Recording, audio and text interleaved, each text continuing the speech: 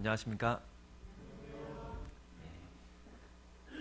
울산교회에서 교제하고 있는 기대한 형제입니다. 그, 어제 이렇게 도착을 했는데요. 이렇게 어제 도착해가지고 후포교회에서 이렇게 토요일마다 이렇게 저녁에 모임을 한다라는 걸 이제 모르고 왔었습니다. 근데 와 보니까 이제 한 30분 정도 모이셔가지고 이제 교제하고 있는 곳에 같이 참여를 하게 됐는데 너무나도 이렇게 좋았습니다. 우리 찬양도 이렇게 하게 되고 또 이렇게 간증도 듣게 되면서 너무나도 따뜻한 그런 모습들을 많이 봤고, 처음 방문하는 교회였지만 역시나 한 믿음으로 구원받은 우리 교회구나 라는 것을 다시 한번 마음속에 깊이 이렇게 새기게 됐습니다. 그래서 너무나도 따뜻하게 맞아주셔서 감사하고, 이렇게 함께 교제할 수 있는 기회가 주어져서 또한 하나님께 감사가 되는 것 같습니다. 제가 기도하고 오늘 시작하도록 하겠습니다.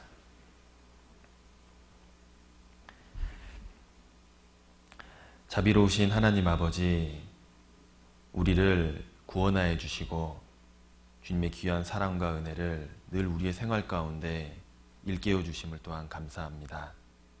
또한 우리를 주님의 몸된 교회 가운데 모아주시고 함께 주님의 일에 수고할 수 있도록 이런 기회를 허락하여 주신 것도 진심으로 감사드립니다. 우리에게 허락하신 그 하루하루를 우리가 더욱 주님의 말씀을 알고 깨닫게 도와주시고 더욱 주님의 일에 수고하고 힘쓸 수 있도록 인도하여 주시기를 또한 기도합니다. 주님 오실 그때까지 우리의 걸음을 주님의 말씀 위에 굳건히 세워주시고 주님의 일에 우리를 사용하여 주시기를 또한 기도드립니다. 우리에게 신앙생활할 수 있는 건강도 더욱 허락하여 주시고 주님의 능력과 지혜를 우리 삶에 더하여 주셔서 주님 오실 그때까지 우리의 믿음을 지키고 깨어서 주님을 뵐 수 있도록 주님 인도하여 주시기를 간절히 바랍니다.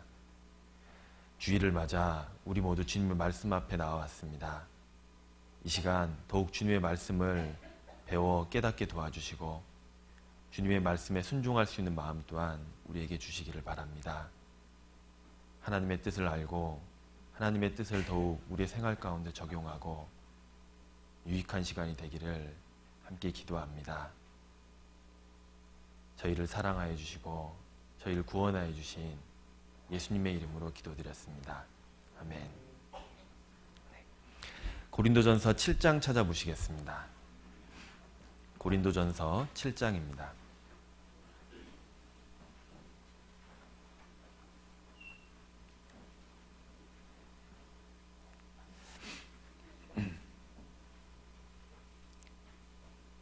네, 고린도전서 7장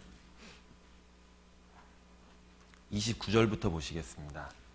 고린도전서 7장 29절입니다.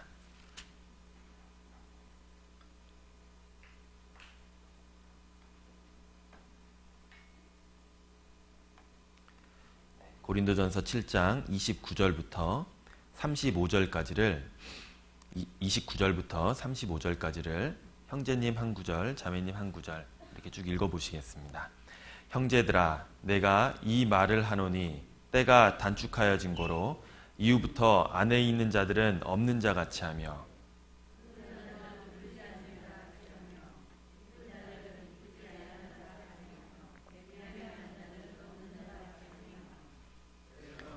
쓰는 자들은 다 쓰지 못하는 자 같이 하라. 이 세상의 형적은 지나감이니라.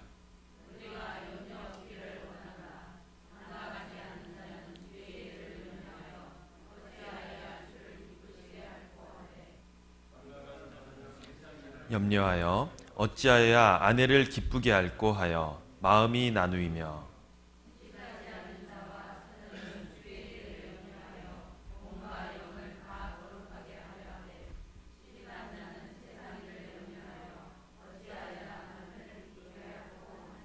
같이 읽어보시겠습니다. 내가 이것을 말함은 너희의 유익을 위함이요 너희에게 올무를 놓으려 함이 아니니 오직 너희로 하여금 이치에 합하게 하여 분유함이 없이 주를 섬기게 하려 함이라. 오늘은 고린도전서 7장 말씀으로 같이 교훈을 삼아보려고 합니다. 7장 29절에 말씀하신 것처럼 때가 단축하여진 거로 라고 말씀하고 있습니다. 어느덧 하나님께서 허락해 주신 2014년이라는 그 시간도 지금 다 지나가고 있습니다. 이제 3일, 4일 정도 남은 시간이 됐는데요. 어느덧 마지막 주가 됐습니다. 하나님께서 허락해 주신 그 시간들이 있는데 성경에 보면 하나님께서 인류의 역사를 시작하시고 끝내신다 말씀을 하고 계시잖아요. 인류의 시작과 인류의 끝이 기록되어 있는데 하나님이 계획하신 인류의 마지막 그 시간이 거의 다 다가오고 있다는 겁니다. 때가 단축하여진 거로 그 때가 단축하여졌다는 겁니다. 주님이 오실 그 마지막 때 그때가 2014년이 지나면서 1년 더 그 끝날이 가까웠다는 것을 우리에게 말씀을 하고 있습니다. 저는 95년도에 구원을 받았는데 구원을 받고 나서 사실 주님이 이 땅에 다시 오실 거라는 그 마지막 때에 대한 징조는 다 이루어졌다는 것을 알게 됐습니다. 다 알게 되고 오늘 밤이라도 주님이 오시더라도 아무 문제가 안 된다는 것을 알게 됐어요. 주님께서 분명히 속히 오신다. 내가 도적같이 오리라. 저희가 평안하다 안전하다 할 그때 내가 호련히 너희에게 임하리라. 하나님께서는 분명히 그렇게 계속해서 성경에서 말씀을 하고 계셨습니다. 그것을 보고 정말 금방이라도 주님이 오실 것 같다는 생각을 하게 됐습니다. 95년도에 구원을 받고 2000년이라는 시간이 사회적으로 큰 이슈였잖아요. 밀레니엄이라고 해서 큰 이슈가 됐었습니다. 많은 사람들이 그 마지막 주님이 오실 그때와 그 시기는 모른다고 되어 있지만 2000년이라는 시간이 누구에게나 다 큰 의미로 다가왔었기 때문에 주님이 언제 오실까라는 것을 크게 생각을 해봤던 때가 있었습니다. 무슨 근거였는지 모르겠지만 이렇게 형제님들하고 교제하다가 주님이 이렇게 언제 오실지 모르지만 2008년은 아닐 거다 이 생각을 해봤습니다. 2008년 이전에 올 거다라는 생각을 개인적으로 해봤었어요. 그런데 어느덧 2014년도 다 지나가고 있습니다. 생각해보면 지금 여기에 2000년 이후에 구원받으신 분 있으십니까? 2000년 이후에? 네, 많이 계실 거예요. 사실 많이 계실 겁니다. 그런데 만약에 주님이 2000년 이전에 오셨다. 그러면 정말 여기 계신 분들 중에 많은 분들은 구원받을 기회가 없었을 겁니다. 그리고 한때 사회적으로 2012년이라는 시간도 인류의 마지막이라는 것을 이렇게 많이 얘기를 했었습니다. 근데 그 이후에 구원받으신 분들도 있으실 거예요. 근데 그것을 생각해보면 하나님께서는 성경대로 분명히 오셔도 상관이 없지만 우리에게 1년 더 시간을 허락해주고 계신다는 것을 생각해보게 됐습니다. 정말 주님이 허락해주시지 않으셨다면 정말 내가 구원받을 수 있는 기회조차 없었을 수 있겠구나 라는 생각을 하게도 되는 거예요. 하나님께서 더디 오신다라고 생각하는 것이 아니고 하나님께서는 분명히 더 구원받을 영혼들이 있기 때문에 조금 더 참아주시고 조금 더 기다려주고 계신다는 것을 개인적으로 생각해 보게 됐습니다. 우리에게도 2014년 사실 그 시간이 지금 다 지나가고 있습니다. 내년이라는 시간을 하나님께서 허락해 주실지 모르겠지만 허락해 주신다면 우리가 정말 한 영혼이라도 더욱 주님 앞에 데리고 가기 위해서 주님 앞에 건지기 위해서 우린 더욱 힘써야 된다는 것을 마음에 새겨보게 됩니다. 주님께서는 분명히 속히 오십니다. 우리가 평안하다 안전하다 우리가 주님이 더디 오신다 생각했을 때 주님이 오실 수도 있는 거예요. 주님께서 속히 오신다는 생각 우리가 늘 하고 우리의 신앙을 더욱 우리가 굳건히 하고 주님 맞을 준비를 해야 되는 것이 마땅하다라는 것을 생각을 해보게 됩니다.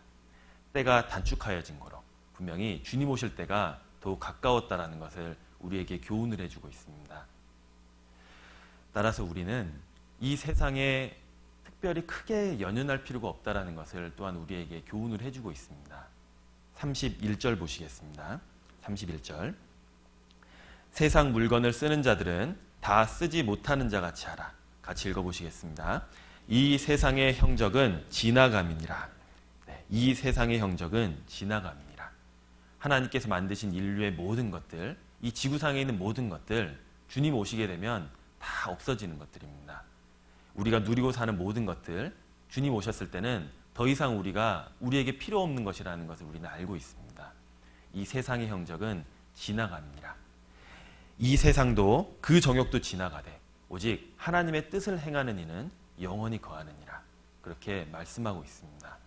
이 세상에 있는 모든 것들이 주님 오셨을 때 다 없어지지만 오직 하나님의 뜻을 행하고 살아간 사람들, 그 사람들은 하나님 앞에 영원히 남는다라는 것을 성경은 우리에게 말씀하고 계십니다. 따라서 우리는 2014년 마지막에 그리고 2015년을 맞는 그 마음으로 우리는 이 세상 가운데 우리가 누리고 사는 것을 너무 연연할 필요 없다라는 것을 생각해 보게 됩니다. 우리에게 더욱 중요한 것은 우리가 영원을 바라보고 사는 삶이라는 것을 우리가 생각해 보게 됩니다. 우리의 돌아보는 것, 우리가 소망하는 것을 말하잖아요. 우리가 소망하는 것은 보이는 것이 아니요 보이지 않는 것이니 성경은 말씀하고 있습니다. 보이는 것은 잠깐이요 보이지 않는 것은 영원함이니라. 우리가 소망하고 있는 것은 분명히 지금은 보이지 않는 것입니다. 그렇지만 분명히 존재하는 세계인 거예요. 하나님 그리고 천국, 우리가 가야 될 곳이 분명히 있는 겁니다. 우리는 지금은 보이지 않지만 분명히 존재하는 그 세상을 위해서 우리는 가치 있는 삶을 살아야 된다라는 것을 우리 마음속에 새겨보게 됩니다. 이 세상의 행적은 지나감이니라. 때가 단축하여진 거로 우리에게 마지막 때를 사는 성도로서 우리가 어떠한 마음으로 살아야 되고 어떻게 사는 것이 주님 앞에 합당한 것인지를 이 말씀이 생각해보게 한다라고 생각이 됩니다. 우리는 주님 오실 때가 가까워졌고 이 세상의 행적이 다 지나가는 것이고 없어지는 것이라면 우리가 어떻게 살아야 될까? 그것을 생각해보게 됩니다. 우리는 무엇보다 영원한 것을 바라보고 우리의 주인 대신 그분을 즐겁게 하는 일이 마땅하다라는 것을 우리 마음속에 새기고 우리가 그것을 삶의 목적으로 우리는 살아가야 된다라는 것을 생각해 보게 됩니다. 먼저 구원받고 앞서서 수고했던 많은 선진들이 있었습니다. 아프리카의 선교사였던 리빙스턴도 다음과 같은 말을 했었습니다. 나는 하나님의 나라와 연관짓지 않고는 내가 가진 것 어떤 것도 가치를 두지 않겠다. 하나님의 나라와 상관없이 내가 그걸 쓰게 된다면 아무 무가치한다라는 것을 잘 알았던 거예요. 따라서 나는 하나님 나라와 연관짓지 않고는 내가 가진 어떤 것도 내가 가치를 두지 않겠다라는 말을 했던 사람이 리빙스턴이었습니다. 그리고 에콰도르의 선교사로 살다가 순교하게 했던 짐 엘리엇은 내가 영원한 것을 얻고자 영원하지 않은 것을 버리는 것은 바보가 아니다라는 것을 안다 라고 얘기를 했습니다. 영원한 것을 위해서 영원하지 않는 것, 이 세상 가운데 누리고 사는 모든 것들이잖아요. 영원하지 않는 것을 버리는 것, 그것은 바보가 아니다 라고 얘기를 했습니다. 우리는 무엇이 우리에게 진정 남는 것인지 우리는 알면서 살아가야 될 겁니다. 우리는 분명히 보이지 않는 것, 주님 앞에 우리의 소망이 있다는 것을 우리 마음속에 새기게 됩니다. 32절 보시겠습니다. 너희가 염려 없기를 원하노라. 장가가지 않은 자는 주의 일을 염려하여 어찌하여야 주를 기쁘시게 할꼬 하되 장가간 자는 세상 일을 염려하여 어찌하여 아내를 기쁘게 할꼬 하여 마음이 나누이며. 여기 보면 주의 일이 있고 세상 일이 있다라고 말씀을 하고 있습니다. 어떤 사람들은 주의 일을 염려하고 어찌하여야 주를 기쁘시게 할꼬 그렇게 고민을 하는데, 어떤 사람들은 세상 일을 염려해서 어찌하여야 아내를 기쁘게 할꼬, 어찌하여야 남편을 기쁘게 할꼬 그렇게 한다라고 되어 있습니다. 우리는 마지막 때에 살아가면서 사실은 내 일, 세상적인 일을 염려하는 것이 아니고 우리는 주의 일에 우리의 마음을 쏟고 주의 일을 염려하는 마음으로 어찌하여야 내가 주를 기쁘시게 할까, 그런 마음을 우리가 두고 살아가야 될 겁니다. 어찌하여야 아내를 기쁘게 할꼬, 남편을 기쁘게 할꼬, 그것이 필요 없다라는 것은 아니잖아요. 아내를 기쁘게 하고 남편을 기쁘게 하고 우리가 가족들을 생각하는 것도 분명히 의미가 있습니다. 그것이 필요 없다라는 이야기가 아니고 아내를 기쁘게 하고 남편을 기쁘게 하는 것보다 주를 기쁘게 하는 것이 우리에게 우선이 돼야 된다는 것을 말씀을 하고 있는 겁니다. 우리 마음속에 그 어떤 것보다, 그 세상 어떤 것보다 주의 일을 우리가 염려하고 어떻게 하면 주님을 기쁘시게 할까, 그것이 내 삶의 목적이 돼야 된다는 것을 말씀을 하고 있습니다. 35절도 한번 보시겠습니다. 내가 이것을 말함은 너희의 유익을 위하며 너희에게 올무를 놓으려 함이 아니니 오직 너희로 하여금 이치에 합하게 하여 분유함이 없이 주를 섬기게 하려 함이라. 분유함이 없이, 분유하다라는 것은 마음이 나뉜다라는 겁니다. 혼란스럽다라는 거예요. 우리가 세상적인 것을 많이 우리 가운데 두고 세상적인 것들이 우리 마음속에 파고들게 된다면 우리의 마음은 나누이게 됩니다. 분유함이 생기게 되는 거예요. 그런 것이 없이 우리는 주를 기쁘시게 섬겨야 된다는 것을 말씀을 하고 있는 겁니다. 무엇보다 중요한 것이 주님의 일이다. 나를 사랑해 주신 주님의 일이다. 그것을 생각하고 우리가 마지막 때를 살아가야 된다. 그것을 우리에게 생각해 보게 합니다. 그리스도인은 하나님을 가장 우선에 두고 하나님을 우리 마음의 중심에 두고 그리고 하나님을 기쁘시게 하는 삶을 사는 사람들, 그것이 바로 그리스도인입니다. 성경은 그리스도인을 그리스도의 종이다 라고 말씀하기도 합니다. 그리스도의 종이다. 종이라는 것은 그 주인의 뜻에 모든 삶을 맞추는 사람이잖아요. 주인이 원한다면 죽기도 하고 살기도 하는 사람들이 종인 겁니다. 종은 주인을 기쁘시게 하기 위해서 존재하는 사람들이라는 것을 우리는 알고 있습니다. 완전한 종의 모습이 어떤 모습인지 한번 찾아보시겠습니다. 누가복음 17장입니다. 누가복음 17장입니다.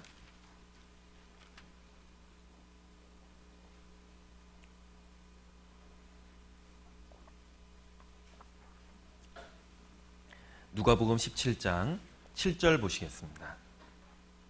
누가복음 17장 7절부터 보시겠습니다. 누가복음 17장 7절입니다. 제가 읽어드리겠습니다. 너희 중에 뉘게 밭을 갈거나 양을 치거나 하는 종이 있어 밭에서 돌아오면 저더러 곧 와 앉아서 먹으라 할 자가 있느냐. 도리어 저더러 내 먹을 것을 예비하고 띠를 띠고 나의 먹고 마시는 동안에 수종 들고 너는 그 후에 먹고 마시라 하지 않겠느냐. 명한 대로 하였다고 종에게 살해하겠느냐. 이와 같이 너희도 명령받은 것을 다 행한 후에 이르기를 우리는 무익한 종이라 우리의 하여야 할 일을 한 것뿐이라 할지니라 말씀하고 있습니다. 완전한 종의 모습이 나와 있잖아요. 이 종은 밭에서 자기의 일을 다 한 거예요. 그리고 집에 들어왔는데 쉴 수가 없었습니다. 왜냐하면 종이 자신이 먹고 마시는 그것을 옆에서 수종들하고 그렇게 시켰던 거예요. 자기의 일을 분명히 다 했는데 집에 오니까 쉴 수도 없습니다. 마음대로. 주인을 수종드는 것이 또 남아 있었던 거예요. 근데 이 종은 밭에서도 일을 다 하고 이제 안에서도 일을 다 하고 그것을 다 한 이후에 나는 무익한 종이라 우리의 하여야 할 일을 한 것뿐이라 그렇게 말을 하고 있는 겁니다. 종으로서 완전한 모습을 보이고 있는 거예요. 종이라는 것은 자기의 의지가 사실은 필요가 없습니다. 자기의 생각, 자기의 포부, 자기의 어떤 삶의 목적 그것은 무가치하다라는 것을 종은 아는 겁니다. 종은 오직 주인의 삶에 자기의 삶의 목적을 맞춰야 되고 주인이 생각하는 대로 무조건 움직여야 되고 주인의 의지가 자기의 의지가 되는 겁니다. 종으로서 살아가는데 자기의 의지를 자꾸 내보이려고 하고 자기의 생각을 표현하려고 그러고 자기의 삶의 포부를 뭔가 이루어 보려고 한다면 그것은 종이 아닐 겁니다. 종은 마땅히 주인을 섬기고 주인이 하고자 하는 대로 하고 주인의 생각에 자기의 삶을 맞추는 것이 종의 바른 모습이라는 것을 우리에게 보여주고 있습니다. 제가 한 자매님의 그 간증을 듣게 됐는데 그 자매님이 그런 얘기를 하더라고요. 성경에는 종이라는 표현이 많이 나오잖아요. 그리스도인들이. 그 얘기를 듣고 이제 구원받으신 지 얼마 안 되신 분이었습니다.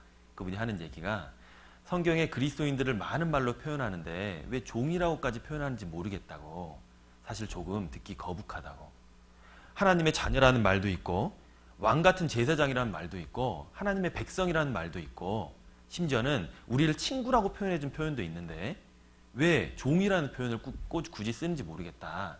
자기는 그 다른 표현이 사실 좀 좋다고 종이라는 표현이 아무래도 조금 거북하다고 그 말씀을 하는 얘기를 제가 들었는데 뭔가 오해한 겁니다. 그렇게 생각할 수도 있지만 오해한 겁니다. 왜 그러냐면 성경에서 말하는 그리스도의 종, 구원받은 그리스도인들이 종이라고 하는 것은 세상에서 말하는 종들과 차이가 있다는 것을 우리는 분명히 알아야 됩니다. 세상에서 말하고 있는 종은 자유가 없잖아요. 말 그대로 노예입니다. 전혀 자유가 없어요. 그리고 자기가 일하고 수고한 것에 대한 대가도 전혀 없습니다. 마땅히 해야 될 일을 했기 때문입니다. 그런데 그리스도인, 그리스도의 종이라는 것은 다른 겁니다. 그리스도의 종은 우리 그리스도인들은 하나님 앞에 자유함이 있습니다. 우리의 의지대로 무엇인가 할 수 있는 힘도 있는 거예요. 우리는 죄에서 해방된 사람들입니다. 무엇이든지 다 해도 되는 사람들이에요. 그런데 그 자유함을 가지고 마음대로 사용하지 않는 것입니다. 자유함을 가지고 자원하는 마음으로 주님을 섬기는 종인 거잖아요. 그것도 즐거이 주님께 드리는 종인 겁니다. 세상의 종과는 다른 거예요. 그리고 주님께 즐거이 드렸을 때 그것에 대한 대가를 또한 받는다라는 종인 겁니다. 하나님은 하나님 앞에 갔을 때 우리에게 상급이 있다, 우리에게 영광이 있다라고 말씀을 하고 있습니다. 그리스도의 종은 세상의 종과 완전히 차이가 다르다는 것을 분명히 우리가 알아야 될 거예요. 그리스도의 종은 너무나도 영광스러운 위치인 겁니다. 너무나도 기쁜 위치인 거예요. 우리는 자유를 가지고 주님 앞에 자원해서 드릴 수 있는 종인 겁니다. 우리는 주님 앞에 갔을 때 큰 영광을 받을 수 있는 사람들이라는 거예요. 따라서 우리가 그리스도의 종이라는 표현은 우리가 특별히 거부감을 가질 필요가 없습니다. 더욱 기쁜 위치라는 거예요. 주님 앞에 우리가 즐거이 드렸을 때 그것에 대한 상급도 있고, 우리가 즐거이 드렸을 때 주님께서 우리를 더욱 보호해 주신다는 것을 우리는 알게 됩니다. 고린도전서 7장 다시 돌아가 보시겠습니다. 고린도전서 7장 22절입니다.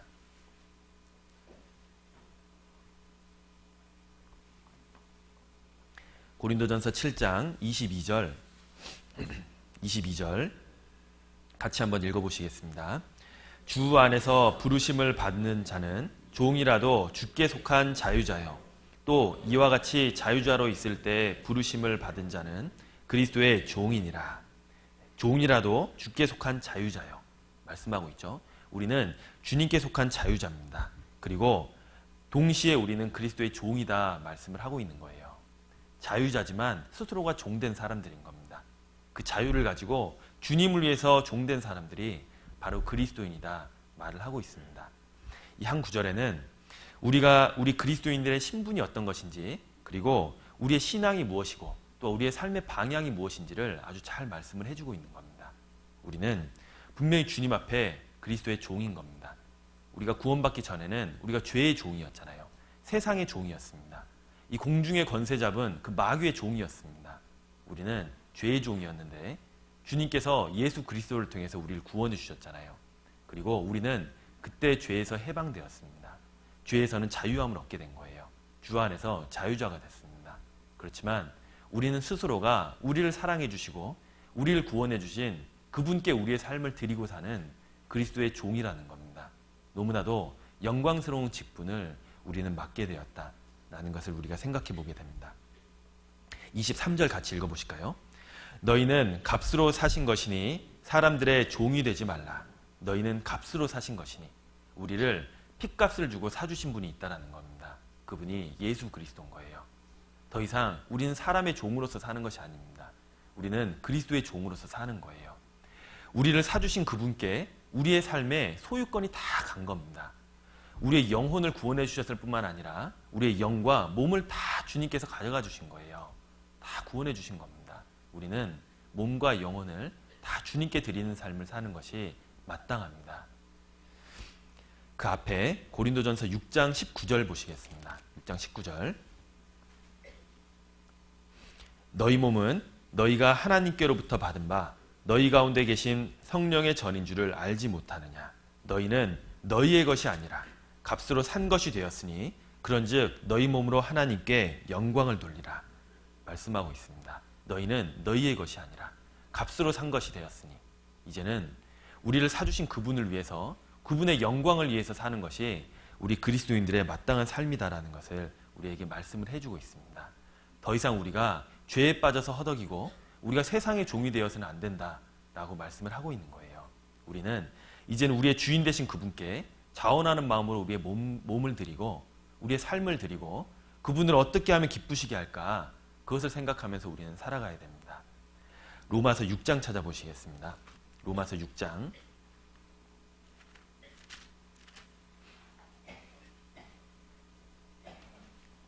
로마서 6장 17절입니다. 로마서 6장 17절. 로마서 6장 17절 제가 읽어드리겠습니다. 하나님께 감사하리로다.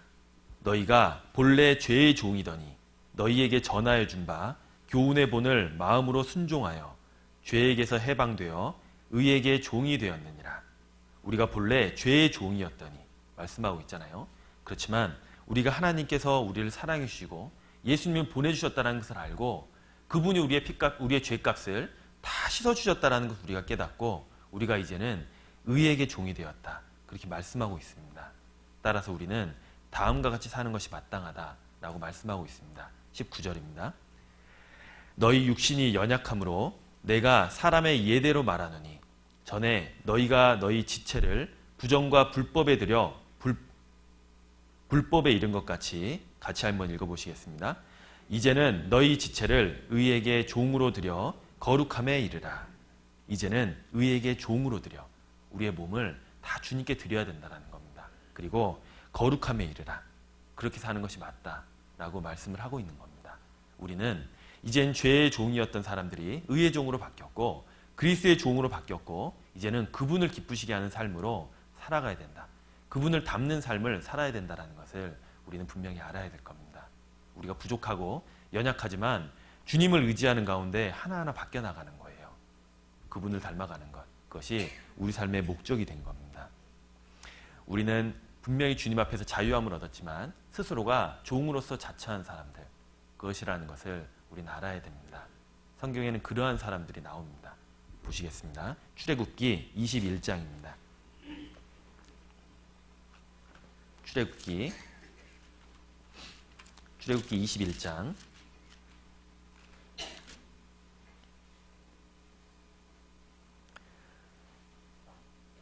출애굽기 21장 2절입니다. 구약성경 114페이지입니다. 출애굽기 21장 2절입니다. 제가 읽어드리겠습니다. 내가 히브리 종을 사면 그가 6년 동안 섬길 것이요 제7년에는 값없이 나가 자유할 것이며. 하나님께서 정해놓으신 율법이었습니다. 히브리 종을 사면 히브리인들이 있었습니다. 히브리 종을 사게 되면 그 종은 6년 동안 종으로서 이렇게 사용할 수 있었지만 제7년 때는 그 종에서 자유함을 얻게 되는 그 법이 있었던 거예요. 6년 동안은 주인을 섬기고 제7년에는 값없이 나가서 자유할 수 있도록 하나님께서 법을 만들어 주셨습니다. 그런데 분명히 7년 때는 자유할 수 있었지만 그 종이 자유할 수 있었지만 스스로가 그 자유함을 버려버리고 포기하고 주인을 사랑하는 마음 때문에 다시 종으로서 그 주인을 섬기는 종으로서 스스로가 남겠다라고 말했던 사람들이 있었던 겁니다. 5절 보시겠습니다. 5절입니다. 종이 진정으로 말하기를 내가 상전과 내 처자를 사랑하니 나가서 자유하지 않겠노라 하면 이 종이 분명히 제7년 때 자유함을 얻었던 거예요. 그런데 이유가 있었습니다. 내가 내 주인을 사랑한다고. 따라서 내가 자유하지 않겠다고. 내가 다시 이 주인만을 평생 섬기면서 살겠다고. 스스로가 자유함을 얻었지만 종으로서의 삶을 각오했던 사람들이었습니다. 6절입니다. 상전이 그를 데리고 재판장에게로 갈 것이요 또 그를 문이나 문설주 앞으로 데리고 가서 그것에다가 송곳으로 그 귀를 뚫을 것이라. 그가 영영이 그 상전을 섬기리라. 말씀하고 있습니다. 이 종은 스스로가 내가 주인을 사랑한다고, 나는 주인을 떠나지 않겠다고, 나를 받아주시라고, 내 몸 다시 주님께 드리면서 살겠다고 그렇게 말을 했던 겁니다. 그 주인은 그 종을 데리고 가서 사람들이 보는 앞에서 귀에다 송곳으로 귀를 뚫었습니다. 그리고 그 종은 영영이 그 주인을 섬겼다. 이렇게 말을 하고 있습니다. 이것은 꼭 그리스도인의 모습과 너무나도 같습니다. 그리스도인은 스스로가 죄에서 자유함을 얻었고 마음대로 살아갈 수 있지만 이젠 주님 앞에 자기의 몸을 드리면서 사는 종으로서 살아가는 사람들인 거예요. 주인이 이 종을 볼 때 마음이 어땠을까 생각을 해보게 됐습니다. 참 마음에 감동이 됐을 거예요. 자기가 정말 그 종을 인간적으로 대해줬고 잘 이렇게 도와줬던 거잖아요. 그래서 그런지 그 종이 그 주인에 대한 사랑을 품은 겁니다. 자기가 평생 이 주인을 섬기겠다고 각오를 한 거예요. 그리고 스스로가 송곳으로 귀를 뚫은 겁니다. 귀 뚫린 종인 거예요. 그 귀가 뚫린 흔적은 평생 남을 겁니다. 평생 남을 거예요. 근데 그 흔적이 자랑스러울 겁니다. 그 종도 그렇고 그 주인도 그 귀가 뚫린 흔적이 자랑스러울 거예요. 왜냐하면 그 흔적은 내가 주인을 사랑한다. 나는 사랑하는 주인이 있다. 그리고 나는 오직 한 주인만을 섬기겠다. 정말 그러한 뜻을 가지고 있기 때문이었을 겁니다. 나는 사랑하는 주님이 있다고, 나는 그 주인을 위해서, 그 주님을 위해서 나의 삶을 바치겠다고. 바로 우리 그리스도인들의 고백과 같은 겁니다. 이 귀뚫린 종의 모습은 바로 우리 그리스도인들의 모습과 너무나도 동일합니다. 우리는 스스로가 귀뚫린 종인 겁니다. 우리를 사랑해 주신 그분을 우리는 사랑하기 때문에 그분을 떠나지 않겠다고, 내가 그분을 위해서 그분을 어떻게든 섬기면서 살아보겠다고, 그분이 좋아하시는 것 내가 하고, 그분이 버리라는 것 내가 버리고, 그분이 하라는 것을 내가 하면서 살겠다고. 정말 그렇게 마음을 각오를 다지고 살아가는 사람들, 그리스도인입니다. 우리 삶의 모습이 돼야 된다라고 우리가 생각해 보게 됩니다. 그 주인은 이 종의 모습을 보고 너무나도 기뻤을 거예요. 이 종을 다른 어떤 종보다도 훨씬 귀하게 여겼을 겁니다. 이 종에 대한 것은 정말 자식처럼 생각했을지도 몰라요. 자기의 목숨을 바쳐서 자기를 섬기겠다라고 온 종이었잖아요. 따라서 정말 모든 것을 도와줬을 겁니다. 하나님도 마찬가지입니다. 우리가 그런 마음을 가지고 살아가면 하나님께서 우리를 지켜주시고 우리를 도와주시고 우리를 보살펴 주신다, 분명히 말씀하고 계십니다. 요한복음 12장 찾아보시겠습니다. 요한복음 12장입니다.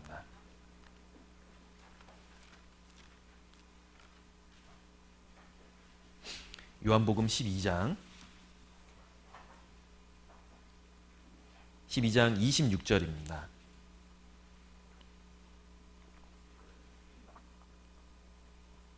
요한복음 12장 26절 같이 한번 읽어보시겠습니다.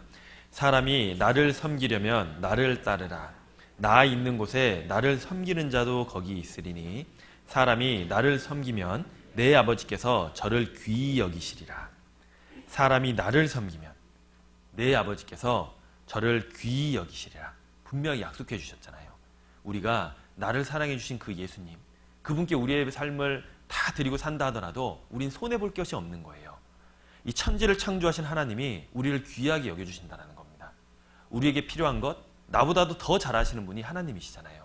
그분이 우리의 삶을 지켜주신다, 그렇게 약속하고 계신 겁니다. 우리는 우리의 삶을 그분께 드리는 것을 절대 아까워할 필요가 없습니다. 우리가 드렸을 때 주님께서는 우리에게 배로, 그 이상으로 충분히 갚아주시기 때문인 거예요. 영육간에 축복해 주실 뿐만 아니라 우리가 주님 앞에 갔을 때 우리가 주님 앞에 수고했던 그 작은 수고보다 훨씬 큰 상들이 우리를 기다리고 있다는 것을 우리는 또 알게 될 겁니다. 주님 앞에 가게 됐을 때 받게 될 그 상급, 그것은 어마어마한 겁니다. 우리는 그것을 바라보고 살 수가 있는 거예요. 조금 힘들고 조금 수고롭지만 내가 나를 먼저 사랑해 주신 그분을 내가 사랑하면서 살아가는 겁니다. 그것이 우리의 마땅한 삶인 겁니다. 우리가 주님의 종이 되었다면 그분을 기쁘시게 하는 것이 마땅한데, 그분이 무엇을 좋아하시고 기뻐하시냐, 그것을 우리가 먼저 안다면 우리가 어떻게 삶의 목적을 맞춰 나가야 되는지를 우리가 쉽게 알 수 있을 겁니다. 그분이 기뻐하시는 것을 우리가 몇 가지 살펴보겠습니다. 시편 69편입니다. 시편 69편입니다.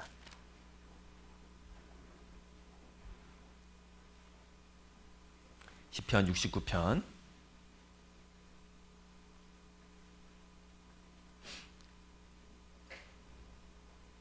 69편 30절입니다. 시편 69편 30절입니다.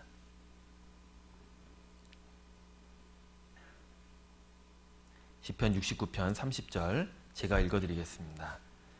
내가 노래로 하나님의 이름을 찬송하며 감사함으로 하나님을 광대하시다 하리니 이것이 소 곧 뿔과 굽이 있는 황소를 드림보다 여호와를 더욱 기쁘시게 함이 될 것이라. 내가 노래로 하나님의 이름을 찬송하며 감사함으로 하나님을 광대하시다 하리니, 내가 하나님의 이름을 찬송하고 하나님께 감사하는 것, 그것이 하나님께서 기뻐하시는 것이다 말씀을 하고 있어요. 무엇보다 기뻐하시냐면 황소를 드림보다 여호와께서 더욱 기뻐하신다 말씀을 하고 있습니다.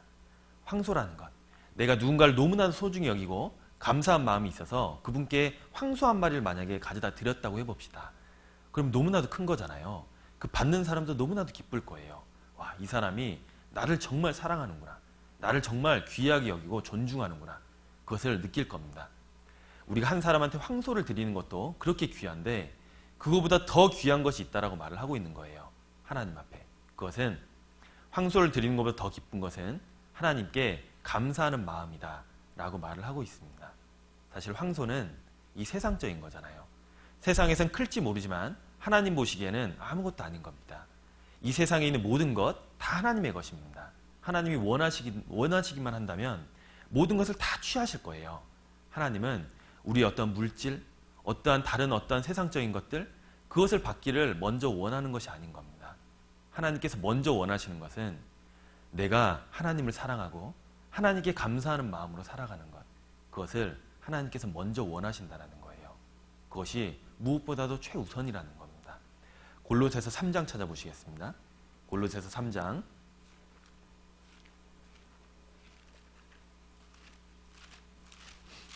골로새서 3장 신약성경 327페이지입니다. 327페이지 골로새서 3장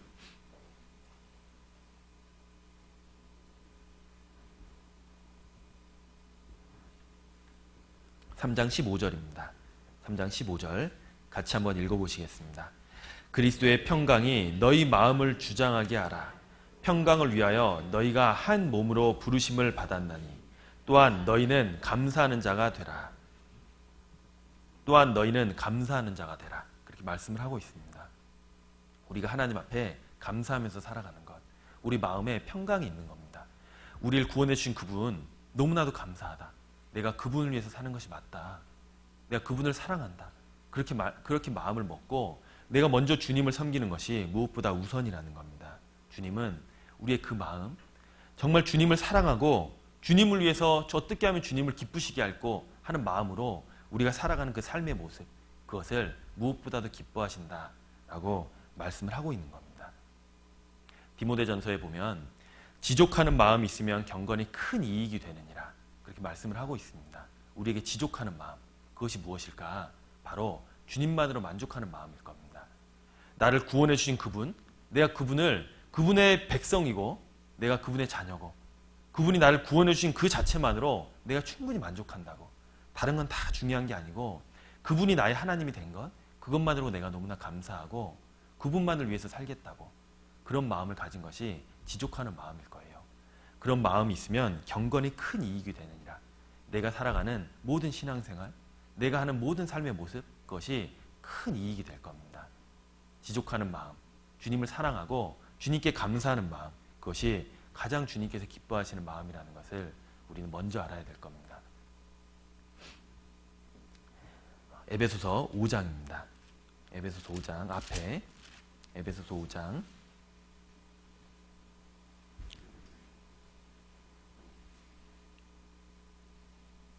에베소서 5장 8절부터 보시겠습니다. 8절 너희가 전에는 어두움이더니 이제는 주 안에서 빛이라. 빛의 자녀들처럼 행하라. 그렇죠? 예전에 우리는 마귀에게 속아서 그 어두움 가운데, 죄 가운데 살던 사람이었는데 이제는 주 안에서 빛이 되었습니다. 빛의 자녀들처럼 행하는 것이 마땅한 겁니다. 9절입니다. 빛의 열매는 모든 착함과 의로움과 진실함에 있느니라. 10절 같이 읽어보시겠습니다. 주께 기쁘시게 할 것이 무엇인가 시험하여 보라. 주께 기쁘시게 할 것이 무엇인가? 어떻게 하면 주님을 기쁘시게 할까? 그것을 시험하여 보라. 이 시험하여 보라는 말은 다른 번역서에 보면 잘 살펴봐라, 분별해라, 찾아봐라, 이렇게 표현이 되어 있습니다. 우리가 어떻게 하면 주님을 기쁘시게 할고 그것을 우리가 생각하고 정말 살펴보고 찾아보라는 말씀인 거예요. 주님이 기뻐하시는 것, 먼저 우리를 구원해 주신 그분을 인정하고 그분께 감사하는 마음으로 우리의 삶을 살아가는 것, 그것을 가장 기뻐하시는 겁니다. 그리고 주님이 기뻐하시는 것, 너무나도 큰 게 있습니다. 에스겔 33장 찾아보시겠습니다. 에스겔 33장입니다.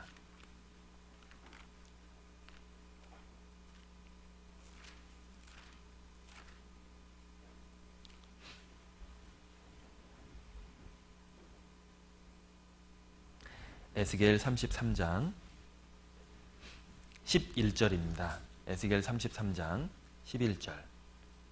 구약성경 1203페이지입니다. 1203페이지. 에스겔 33장 11절 같이 한번 읽어보시겠습니다. 주 여호와의 말씀에 나의 삶을 두고 맹세하노니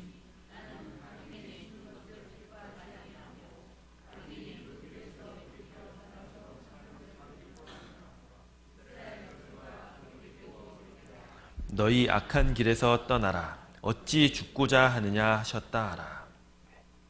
하나님께서 기뻐하시는 것이 무엇이라고 말씀하고 있죠?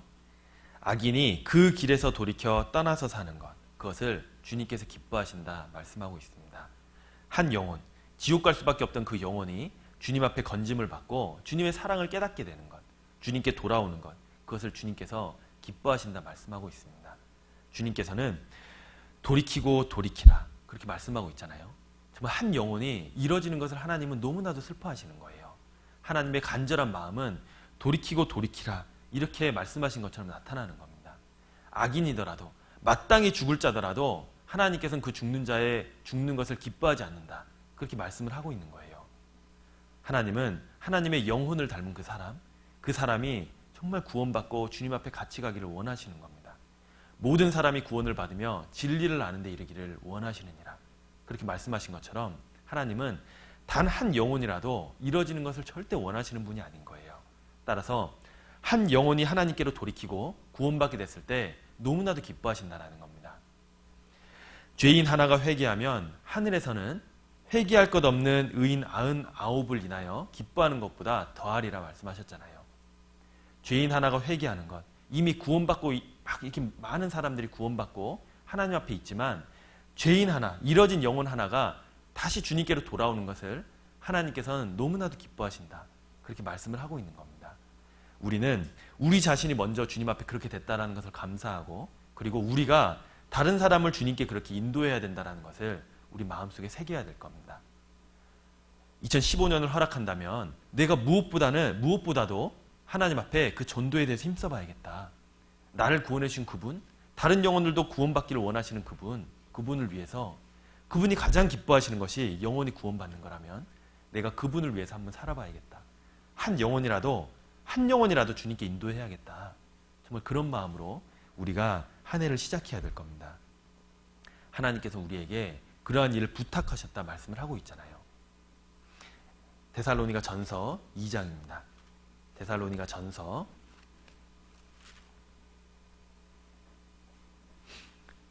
전서 2장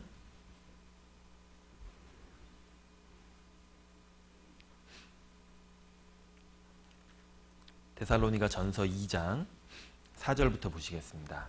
신약성경 329페이지입니다. 데살로니가 전서 2장 4절입니다. 4절 같이 한번 읽어보시겠습니다.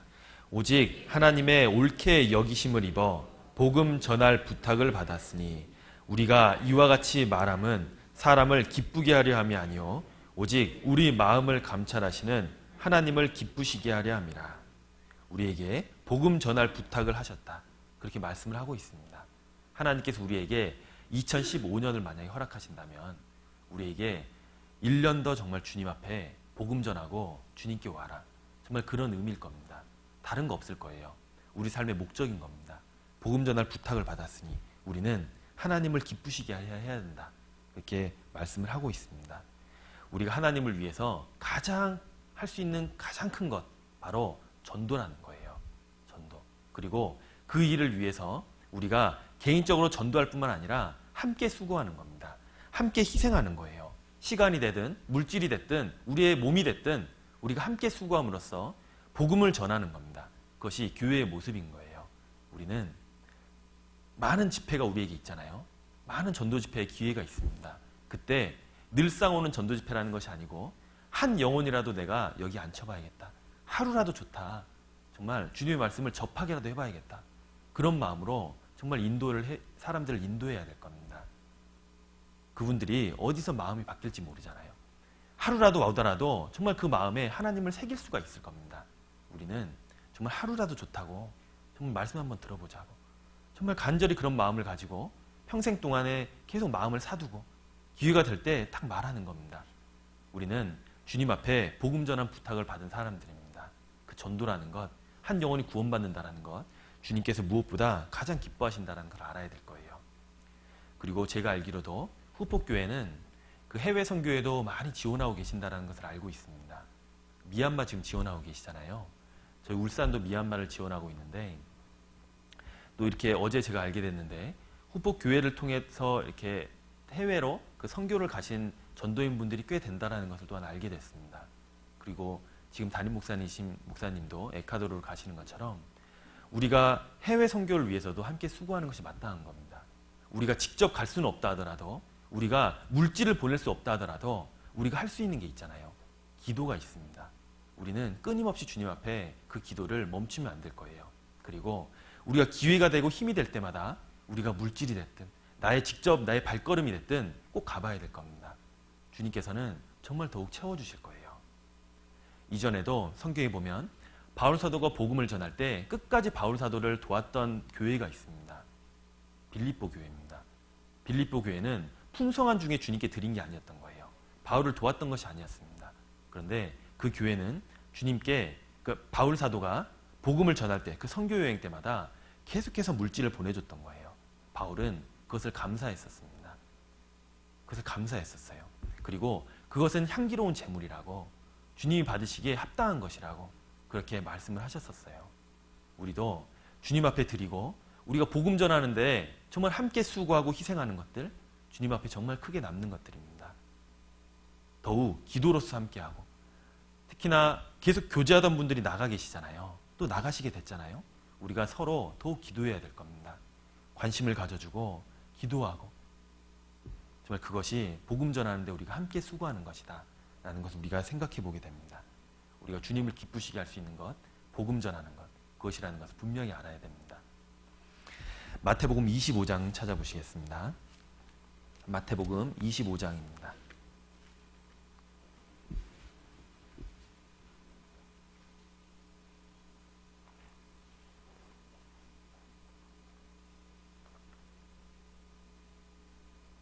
마태복음 25장 40절입니다. 마태복음 25장 40절입니다. 마태복음 25장 40절 같이 한번 읽어보시겠습니다. 임금이 대답하여 가라사대 내가 진실로 너희에게 이르노니 너희가 여기 내 형제 중에 지극히 작은 자 하나에게 한 것이 곧 내게 한 것이니라 하시고, 또한 주님을 기쁘시게 할 수 있는 방법 중에 하나가 바로 형제자매를 사랑하는 겁니다. 내 주변, 내 옆에 있는 형제자매님들을 사랑하고 그분의 필요를 내가 돕고 그분을 위로하고 그분을 도와주는 것, 그 모든 것이 주님을 기쁘시게 하는 것이라 말씀하고 있습니다. 내 형제 중에 지극히 작은 자 하나에게 한 것이 곧 내게 한 것이니라. 너무나도 놀라운 거잖아요. 예수님께서는 바로 내 옆에 있는 아주 작은 형제에게 내가 한 거라도 정말 나에게 한 것처럼 봐주시겠다, 그렇게 말씀을 해주신 거예요. 보이지 않는 예수님, 지금 만날 수 없는 예수님이지만 내가 그분을 위해서 할 수 있는 것, 바로 내 옆에 있는 형제 자매에게 하는 것이 바로 그분께 하는 것이다 라고 말씀을 하는 겁니다. 다른 성경에 봐도 내가 소자 중에 지극히 작은 자에게 냉수 한 그릇이라도 대접하는 것도 결단코 그 상을 잃지 않을 것이다, 그렇게 말씀하셨잖아요. 냉수 한 그릇이라도 그 사람에게 대접한 겁니다. 그리스도의 이름으로. 그러면 결단코 그 상을 잃어버리지 않을 거다, 상급으로 갚아주실 거다 라고 말씀해 주셨던 거예요. 우리는 내 옆에 있는 형제자매님들, 바로 그분들이 내가 상급을 쌓을 수 있는 하나의 기회인 겁니다. 내가 너희를 사랑한 것 같이 너희도 서로 사랑하라, 그렇게 말씀하셨잖아요. 우리가 서로 사랑할 수 있는 이유는 바로 예수님께서 우리를 먼저 사랑해 주셨기 때문인 겁니다. 따라서 우리는 서로 사랑하라, 바로 주님을 기쁘시게 할 수 있는 방법인 겁니다. 주님은 정말 우리가 순수한 마음으로 우리가 주님을 섬기고 또한 형제자매님들을 돕고 형제자매의 필요를 우리가 더욱 생각하고 우리가 서로 위로하고 교제하는 모든 모습, 그런 것을 정말 크게 여기시는 겁니다. 내가 주님을 정말 사랑한다면 내 형제자매님들 정말 사랑하는 마음으로 우리가 형제자매님들을 대해야 된다는 것을 우리에게 교훈을 해주십니다. 그리고 성경에서는 믿음이 없이는 기쁘시게 못한다 라고 말씀을 하고 있습니다. 우리가 주님을 정말 기쁘시게 할 수 있는 방법은 우리의 믿음이라는 거예요. 믿음. 내가 믿음을 가지고 보이지 않지만 분명히 존재하는 그분을 바라보고 그가 계신 것을 우리가 알고 그분을 위해서 우리가 살아가는 것, 우리가 힘들지만 이 믿음을 끝까지 지켜나가는 것, 그것이 주님을 기쁘시게 하는 것이다 말씀하고 있습니다. 바울 사도도 다음과 같이 말씀을 하셨죠. 디모데 후서 4장 찾아보시겠습니다. 디모데 후서 4장입니다.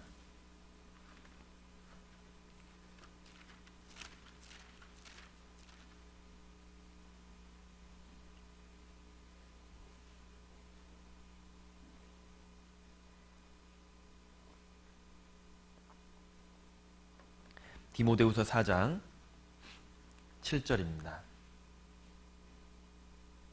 디모데후서 4장 7절, 8절 두 절을 같이 읽어보시겠습니다. 내가 선한 싸움을 싸우고 나의 달려갈 길을 마치고 믿음을 지켰으니 이제 후로는 나를 위하여 의의 면류관이 예비되었으므로 주 곧 의로우신 재판장이 그날에 내게 주실 것이니 내게만 아니라 주의 나타나심을 사모하는 모든 자에게니라. 내가 선한 싸움을 싸우고 나의 달려갈 길을 마치고 믿음을 지켰으니, 바울 사도는 다음과 같이 말년에 얘기를 했습니다. 죽음을 앞에 두고 내가 선한 싸움을 싸웠다. 그리고 이제는 나의 달려갈 길을 마치고 내가 믿음을 지켰다. 그것을 정말 크게 생각했던 겁니다. 주님 앞에 그 믿음으로 살아갔던 자기의 삶, 그것을 주님께서도 기뻐하시고 자기 자신도 그것을 위해서 살았다는 것을 마음속에 다시 한번 새겼던 거예요. 주님 오실 그때까지 우리도 그 믿음을 지켜나가는 것이 주님께서 정말 기뻐하시는 것이고, 주님 앞에 갔을 때 우리의 의의 면류관, 우리의 상급이 있다는 것을 우리는 분명히 알아야 될 겁니다. 우리는 마지막 때에 특히나 살고 있잖아요. 우리는 죽음이라는 것을 통과하지 않더라도 분명히 주님을 볼 수 있는 사람들입니다. 주님이 언제 오실지 모르잖아요. 우리는 그때 살아가고 있는 사람들인데, 우리가 주님 앞에 깨어서 주님을 만난다는 것, 그 믿음을 지키다가 주님을 만난다는 것, 그것이 무엇보다 소중할 겁니다. 성경은 다음과 같이 마지막이 중요하다 말을 하고 있어요. 전도서 7장 찾아보시겠습니다. 전도서 7장입니다.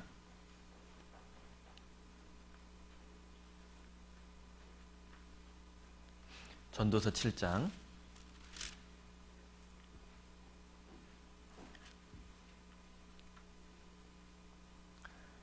전도서 7장 8절입니다.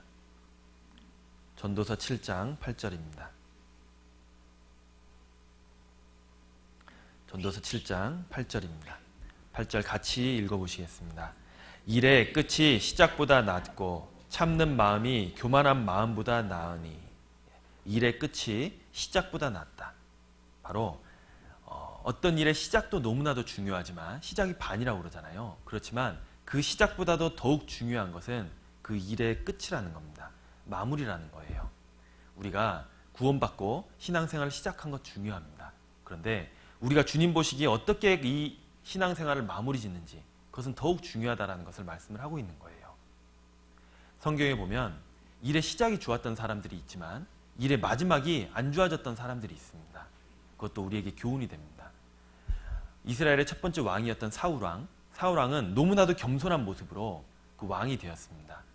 주님 앞에 자신을 너무나도 낮췄고 그 왕으로서 자기 자신이 선다라는 것조차 두려워했던 존재였어요. 그런데 하나님만을 의지하면서 살았잖아요. 그런데 시간이 지나면서 자기가 왕으로서의 그런 삶이 계속해서 익숙해진 겁니다. 그리고 결국은 교만해졌던 거예요. 주님 앞에 그 신앙이 망가지기 시작했던 겁니다. 결국은 하나님 앞에 쓸모없는 사람이 되었잖아요. 일의 끝이 안 좋았던 사람의 대표입니다. 솔로몬 왕도 마찬가지잖아요. 솔로몬 왕도 처음 왕이 되고 주님께 가장 구하고 싶은 것을 물었을 때 그것을 지혜를 얻는 것을 구했던 왕이 솔로몬 왕이었습니다. 이 백성들을 어떻게 하면 잘 다스릴 수 있을까? 하나님께서 지혜를 주시라고 정말 그것을 구했던 왕. 하나님은 모든 것을 다 주셨잖아요.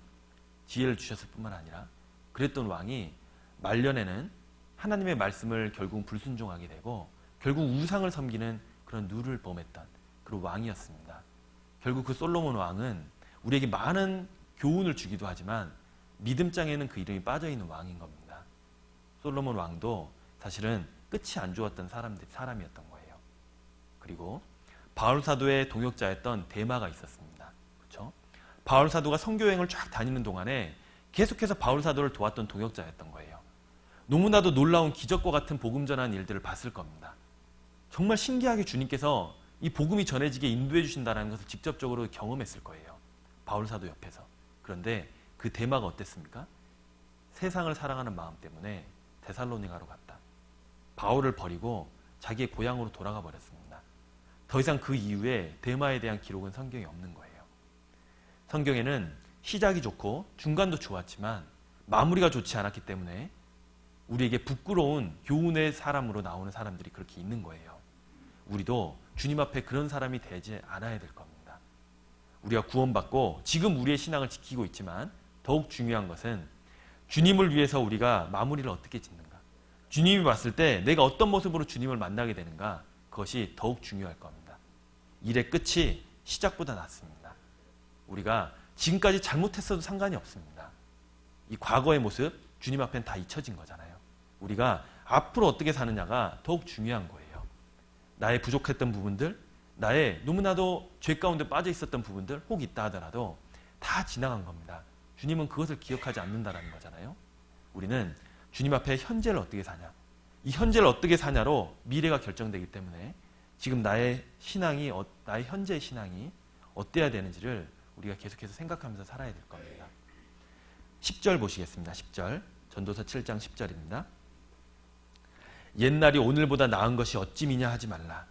이렇게 묻는 것이 지혜가 아니니라. 옛날이 오늘보다 나았다. 그러지 말라라는 겁니다. 내가 과거에 이렇게 살았었다고. 내가 과거에 저런 일도 했었다고. 내가 구원받고 정말 마음 좋았을 때는 주님을 위해서 뭐든지 다 했었다고. 근데 지금은 뭔가 좀 이러고 있다고. 그거는 무익한 말인 겁니다. 주님 앞에 아무 의미가 없는 말인 거예요.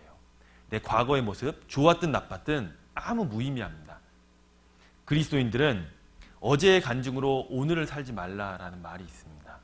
우리는 이 과거의 모습, 좋았든 나빴든 그것으로 우리의 현재의 삶이 결정되는 게 아닌 겁니다. 내가 현재, 내가 주님 앞에 어떠한 마음으로 살고 어떠한 마음으로 주님께 드리면서 사느냐, 그것이 나의 미래를 결정합니다. 그리스도인들은 오늘의 간증으로 오늘을 살아야 됩니다. 과거에 부끄러웠던 모습들, 혹 과거에 정말 자랑스러웠던 모습들, 그것은 다 지나간 겁니다. 현재 다시 한번 주님 앞에 마음을 새기고 다시 주님 앞에 내가 바르게 살아보겠다. 정말 주님을 기쁘시게 해야겠다. 나은 마음으로 우리가 사는 것이 마땅할 겁니다. 옛날이 오늘보다 나은 것이 어찌미냐. 그렇게 하지 말라라고 분명히 말씀하고 있습니다. 하나님께서는 우리에게 형통한 날도 주고 기쁜 날도 주신다 말씀을 하고 있습니다. 누구에게나 기복이라는 건 있을 거예요. 삶의 기분도 그렇지만 신앙적인 것도 마찬가지입니다. 우리에게 기복이 있지만 좋은 신앙을 가지고 있는 사람들의 특성은 그 기복이 빨리 회복된다는 겁니다. 그리고 기복의 그 깊이가 깊지 않다라는 거예요. 크게 망가졌다가 확 좋았다가 이렇게 되는 것이 아니고 그 기복도 적고 그리고 그 깊이가 얕은 겁니다. 그것이 우리 신앙에 합당한 모습일 거예요. 그리고 형통한 날에는 우리가 더욱 주님께 감사하고 우리가 슬프고 힘들고 공고한 날이 왔을 때는 우리가 다시 한번 주님이 주시는 교훈을 생각하고 우리가 돌이키려고 해야 될 겁니다. 성경도 다음과 같이 말씀하고 있습니다. 14절입니다. 14절 같이 한번 읽어보시겠습니다. 형통한 날에는 기뻐하고 곤고한 날에는 생각하라. 병행하게 하사 사람으로 그 장래일을 능히 헤아려 알지 못하게 하셨느니라. 그렇죠? 형통한 날에는 기뻐하고 하나님께 감사하고 하나님께 영광을 돌리라는 겁니다. 우리를 자랑할 것이 없다라는 거예요. 그리고 곤고한 날에 분명히 이런 날도 있을 거라는 겁니다. 이런 날에는 생각하라. 과거에 나를 정말 구원해 주신 그분, 그때의 첫사랑을 다시 한번 생각해보고 내가 정말 하나님을 위해서 바르게 살고자 했던 그 마음 다시 한번 그때로 돌아가 보고 다시금 무엇이 맞는지 이 말씀으로 돌아가 보는 거예요. 그것이 공고한 날에 생각하라 이걸 겁니다. 하나님은 그 두 가지를 병행하게 했던 거예요. 우리에게도 마찬가지입니다. 우리는 하나님 앞에 교만할 이유가 하나도 없습니다. 그리고 우리는 자괴감에 빠질 필요도 하나도 없는 거예요. 우린 주님 앞에 현재의 신앙이 너무나도 중요하구나. 2014년을 마무리하고 한 해를 시작하는 이때에 한 해를 돌아볼 수 있게 해주신 것도 감사하고 한 해를 정말 바른 마음으로 준비해 줄 수 있게 해주신 것도 감사한 겁니다. 특히나 우리에게 며칠 후면 동계수련회도 있잖아요. 그 시간이 우리에게는 너무나도 큰 유익의 시간이 될 거예요. 한 해를 돌아보고 어떤 말씀으로 우리가 한 해를 살아가야 되는지 우리의 표대 말씀을 또한 주실 겁니다. 그리고 개인적으로도 우리는 말씀을 통해서 나의 그 표대 말씀을 세워봐야 될 거예요.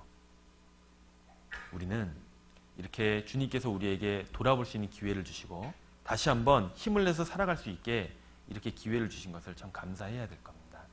우리는 그분을 위해서 그분이 기뻐시게 하는 일이 무엇인지를 계속 생각하면서 살아야 될 겁니다. 갈라디아서 1장입니다. 갈라디아서 1장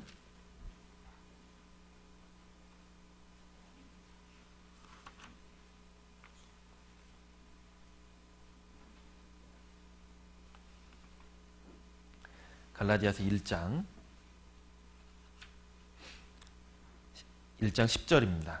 갈라디아서 1장 10절. 1장 10절 같이 한번 읽어보시겠습니다. 이제 내가 사람들에게 좋게 하랴, 하나님께 좋게 하랴, 사람들에게 기쁨을 구하랴. 내가 지금까지 기쁨을 구하는 것이었다면 그리스도의 종이 아니니라. 내가 사람들에게 좋게 하랴, 하나님께 좋게 하랴. 그 두 가지인 겁니다. 그리스도인들의 삶은 사실 그 두 가지인 거예요. 중간은 없습니다. 그리스도인은 진보 아니면 퇴보다 말을 하잖아요. 그 중간은 없는 겁니다. 그리스도인에게는 하나님을 기쁘시게 하는 삶, 아니면 사람을 기쁘시게 하는 삶, 그 두 가지의 삶인 거예요. 우리가 어디에 서야 되냐, 그건 너무나도 중요할 겁니다. 우리가 지금까지 사람의 기쁨을 구하는 것이었다면 우리가 그리스도의 종이 아니니라. 우리는 하나님께 어떻게 하나님을 기쁘시게 하고 하나님께 좋게 하는 것이 우리의 삶인지를 우리가 정말 생각해보고 우리가 그리스도의 종으로서 어떻게 살아가는 것이 맞는지를 우리 마음속에 계속해서 생각해 봐야 될 겁니다. 우리의 삶을 단순화하는 것도 하나의 방법일 거예요. 아까 고린도전서 7장 찾았을 때 그랬잖아요.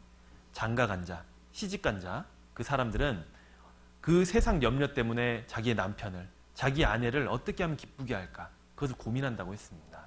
사실은 그것은 장가를 가야 된다, 가지 말아야 된다, 시집을 가지 말아야 된다, 이 말이라기보다는 사실은 삶을 너무나도 복잡하게 하고 자기의 마음속에 그 세상적인 것들이 자꾸 들어오게 된다면 그 마음이 나뉠 수 있게 된다는 겁니다. 그것을 분명히 교훈한다고 생각을 합니다. 우리는 이 삶을 최대한 단순하게 해야 될 겁니다. 우선순위를 확실하게 세우고 사실은 너무나 많은 것들을 이렇게 저지르지 않고 정말 주님 앞에 내 삶을, 신앙을 딱 이렇게 간추리고 그렇게 하고 주님을 어떻게 하면 기쁘게 할까, 그것을 생각하면서 우리는 살아야 되는 것이 마땅할 거예요. 자꾸 다른 것들이 우리 가운데 많이 들어오게 된다면 그 세상적인 것들은 우리의 신앙의 마음을 흔들 겁니다. 뒤흔들 거예요. 세상적인 것에 마음을 쏟게 하고 염려가 쌓이게 하고 결국 그것들이 우리의 마음도 둔하게 만들 뿐만 아니라 그것에 마음을 쏟느라고 신앙적인 유익을 찾지 못하게 하는 경우가 있는 겁니다. 우리는 그런 것들도 최대한 단순하게 하는 가운데 우리가 주님을 기쁘시게 하는 삶이 마땅하고 우리가 마땅히 가야 될 이 교회 가운데 거하는 것이 마땅하다는 것을 우리가 늘 생각하면서 우리가 살아야 될 겁니다. 우리가 하나님을 기쁘시게 했을 때 사실 하나님께서는 우리에게 약속해 주신 것이 있습니다. 우리에게 주신 약속이 있어요. 잠언 16장입니다.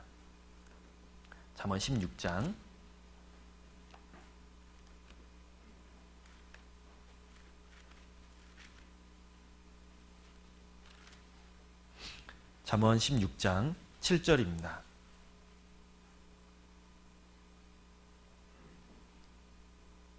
잠언 16장 7절 같이 한번 읽어보시겠습니다. 사람의 행위가 여호와를 기쁘시게 하면 그 사람의 원수라도 그로 더불어 화목하게 하시느니라. 사람의 행위가 여호와를 기쁘시게 하면 우리의 삶의 모습이 하나님을 기쁘시게 했다는 거죠. 그렇게 하면 그 사람의 원수라도 그로 더불어 화목하게 하시느니라. 그 사람의 원수라도 하나님께서 화목하게 돌려주신다는 거예요. 한번 생각을 해보십시오. 우리가 살아가면서 무엇이 가장 힘들었습니까? 우리가 사실은 원수가 생기잖아요. 그것만큼 힘든 게 없을 겁니다. 나를 원수처럼 생각하는 사람이 있는 거예요. 내가 무슨 말을 하든 옆에서 껴드는 겁니다. 반대하는 거예요. 핍박하는 겁니다. 그런 사람이 만약에 있으면요, 너무나도 힘들 거예요. 그 사람과 다시 화목하게 된다? 그걸 회복하기가 너무나도 힘들 겁니다. 어떻게 보면 불가능하다 생각할 수도 있을 거예요. 나를 너무나도 미워하는 그 원수가 있는데 그 사람과 다시 회복된다? 정말 기적과 같은 일일 겁니다. 그런데 하나님께서는 약속을 해주신 거잖아요. 네가 먼저 여호와를 기쁘게 하면, 하나님을 기쁘시게 하는 삶을 살고 있으면 그 사람의 원수라도 내가 화목시켜 주겠다고 그렇게 약속해 주신 겁니다. 이게 문자 그대로의 의미도 분명히 있겠지만 하나님께서는 우리가 생각하기에 불가능한 것 같은 것들, 그런 것들도 다시 하나님께서 언제든지 회복시켜 주실 거라고, 원하시기만 한다면, 하나님께서 우리에게 유익되기만 한다면 하나님께서 그것을 다르게 고쳐주시겠다라고 그렇게 분명히 약속하신 걸 겁니다. 우리는 하나님 앞에 먼저 하나님을 기쁘시게 하는 삶을 살고 하나님께서 풀어주시는 삶의 모습을 봐야 될 거예요. 하나님께서는 무엇이든지 하나님이 원하신 대로 우리에게 유익을 주실 겁니다. 불가능한 게 없다라는 거잖아요. 하나님은요. 그 원수라도 더불어 화목하게 하시느니라 우리에게 약속을 해주셨습니다. 우리는 무엇보다 하나님을 기쁘시게 하고 어떻게 하면 하나님께 우리가 영광을 돌리게 하냐, 그것을 생각하면서 우리는 하루하루 사는 것이 필요할 겁니다. 바울 사도는 데살로니가 교회에게도 다음과 같이 권면을 했습니다. 찾아보시겠습니다. 데살로니가 전서 4장 1절입니다.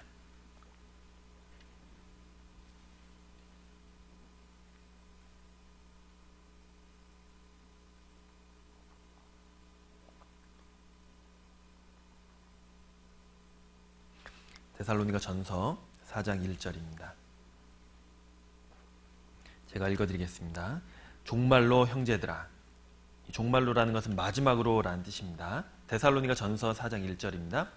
종말로 형제들아, 우리가 주 예수 안에서 너희에게 구하고 권면하노니 너희가 마땅히 어떻게 행하며 하나님께 기쁘시게 할 것을 우리에게 받았으니 곧 너희의 행하는 바라 더욱 많이 힘쓰라. 바울 사도도 다음과 같이 권면을 했던 겁니다. 우리가 마땅히 어떻게 행하며 하나님을 기쁘시게 하냐, 그것을 생각해 보라고. 너희의 행하는 바라, 우리의 삶을 통해서 하나님을 기쁘시게 해야 된다라고 말을 하고 있는 겁니다. 더욱 많이 힘쓰라.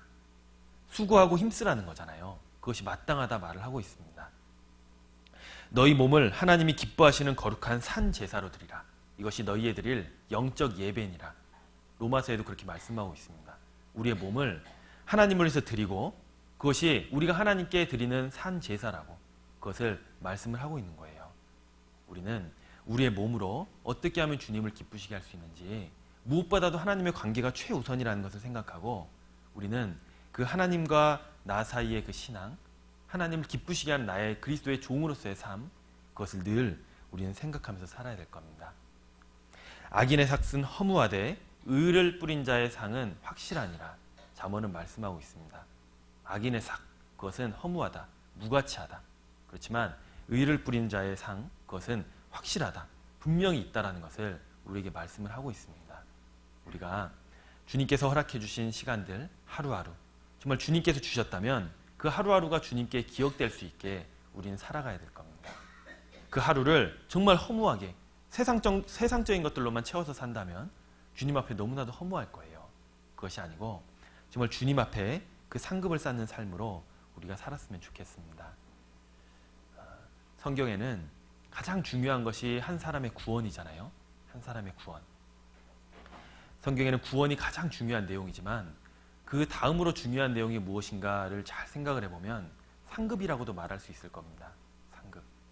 예수님께서는 그 산상수훈을 말씀하실 때, 그리고 팔복을 얘기하실 때 처음에는 천국에 대해서 이야기를 했습니다. 구원에 대해서 이야기를 했지만 마지막에 대해서는 그 상급에 대해서 말을 하셨거든요.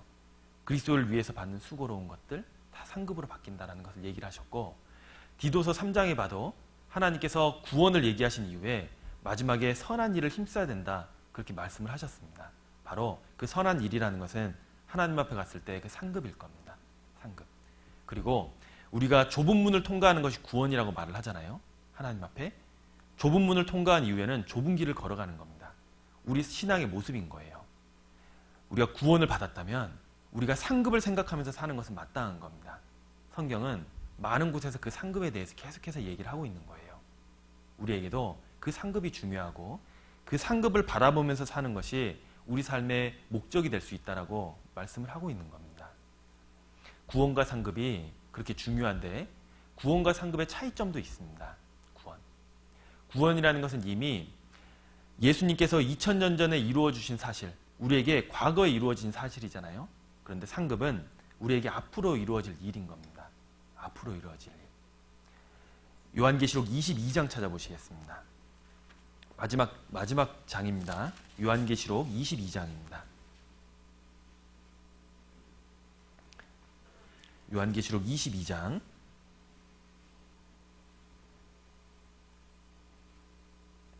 12절입니다. 요한계시록 22장 12절 같이 한번 읽어보시겠습니다. 보라, 내가 속히 오리니 각 사람에게 그의 일한 대로 갚아주리라. 내가 속히 오리니, 이제는 예수님께서 오셔서 우리에게 갚아주신다라는 약속인 거예요. 우리 미래에 있을 약속, 그것이 상급인 겁니다. 그리고 구원은 모든 그리스도인들에게 동일하잖아요. 구원이 크고 작은 것은 없습니다. 그런데 상급이라는 것은 우리 각 사람이 다 다른 겁니다. 각 사람에게 그의 일한 대로 갚아주리라 말씀하신 것처럼 우리 그리스도인들에게 각자의 상이 있을 겁니다. 상이 작은 사람도 있을 거고 상이 큰 사람도 있을 거예요. 우리는 그 상급을 바라보고 살아야 됩니다. 구원은 값없이 우리에게 주어졌지만 상급이라는 것은 우리의 노력과 의지가 필요한 겁니다. 구원이라는 것은 우리가 한 게 아무것도 없지만 믿음으로써 받을 수 있었지만 상급은 우리가 주님 앞에 어떻게 살았느냐, 우리가 어떤 마음으로 주님을 섬기면서 살았느냐에 따라서 너무나도 큰 차이가 생기는 겁니다. 우리의 노력과 수고로움이 필요한 겁니다. 그리고 구원은 이뤄지지 않는다라고 말씀하고 있잖아요. 그렇지만 상급은 이뤄질 수도 있다라고 성경은 말을 하고 있어요. 분명히 이뤄질 수도 있습니다. 그 앞에 요한 2서 찾아보시겠습니다. 요한 2서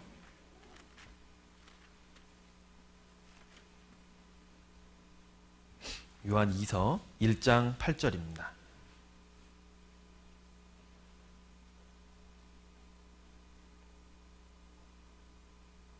요한 2서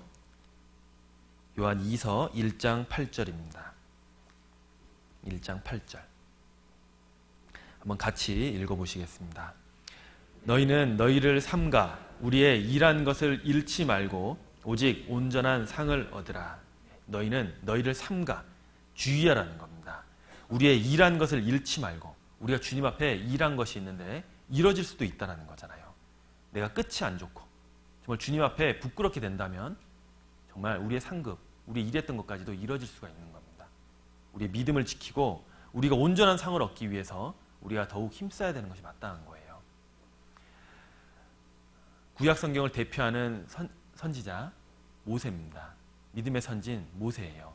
그 모세는 주님 앞에 그 상급을 바라보고 살았습니다. 그렇잖아요.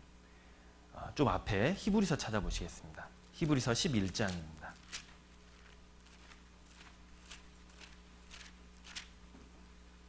히브리서 11장 24절입니다.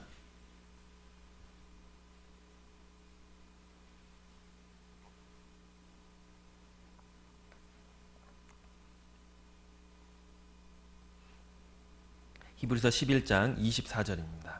제가 읽어드리겠습니다.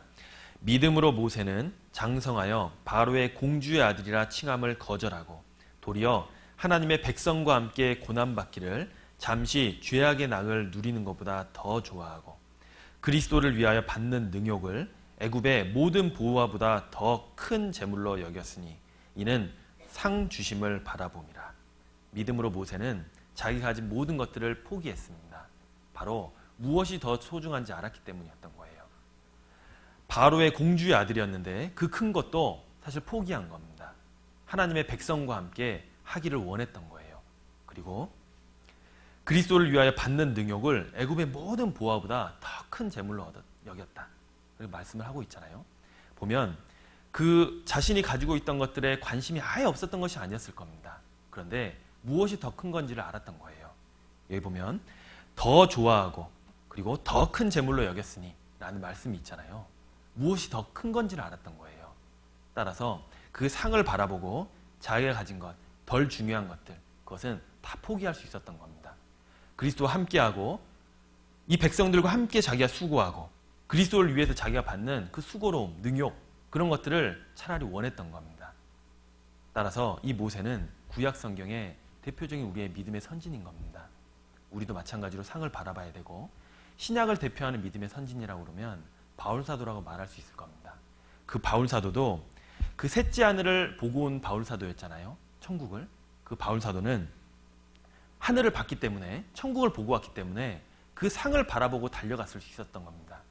자기가 앞에 있는 것을 잡으려고 표대를 향하여 그리스도 예수 안에서 하나님이 위에서 부르신 부름의 상을 위하여 쫓아가노라.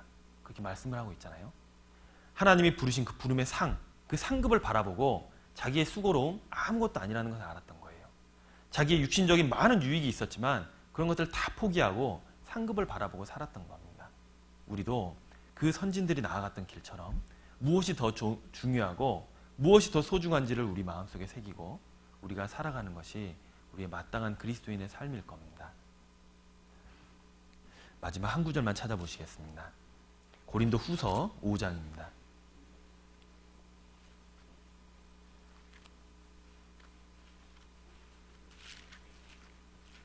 고린도 후서 5장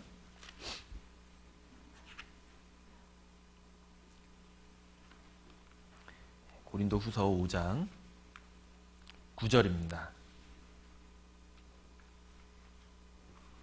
고린도 후서 5장 9절 9절, 10절 두 절을 같이 한번 읽어보시겠습니다.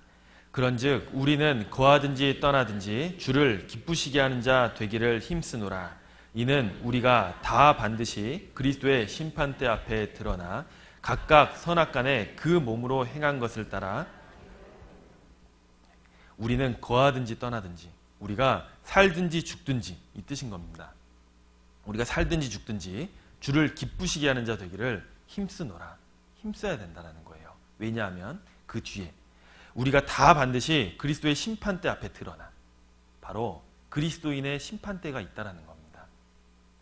요한계시록 20장에 나와 있는 백보자 심판은 구원받은 사람과 구원받지 않은 사람을 나누는 심판이잖아요.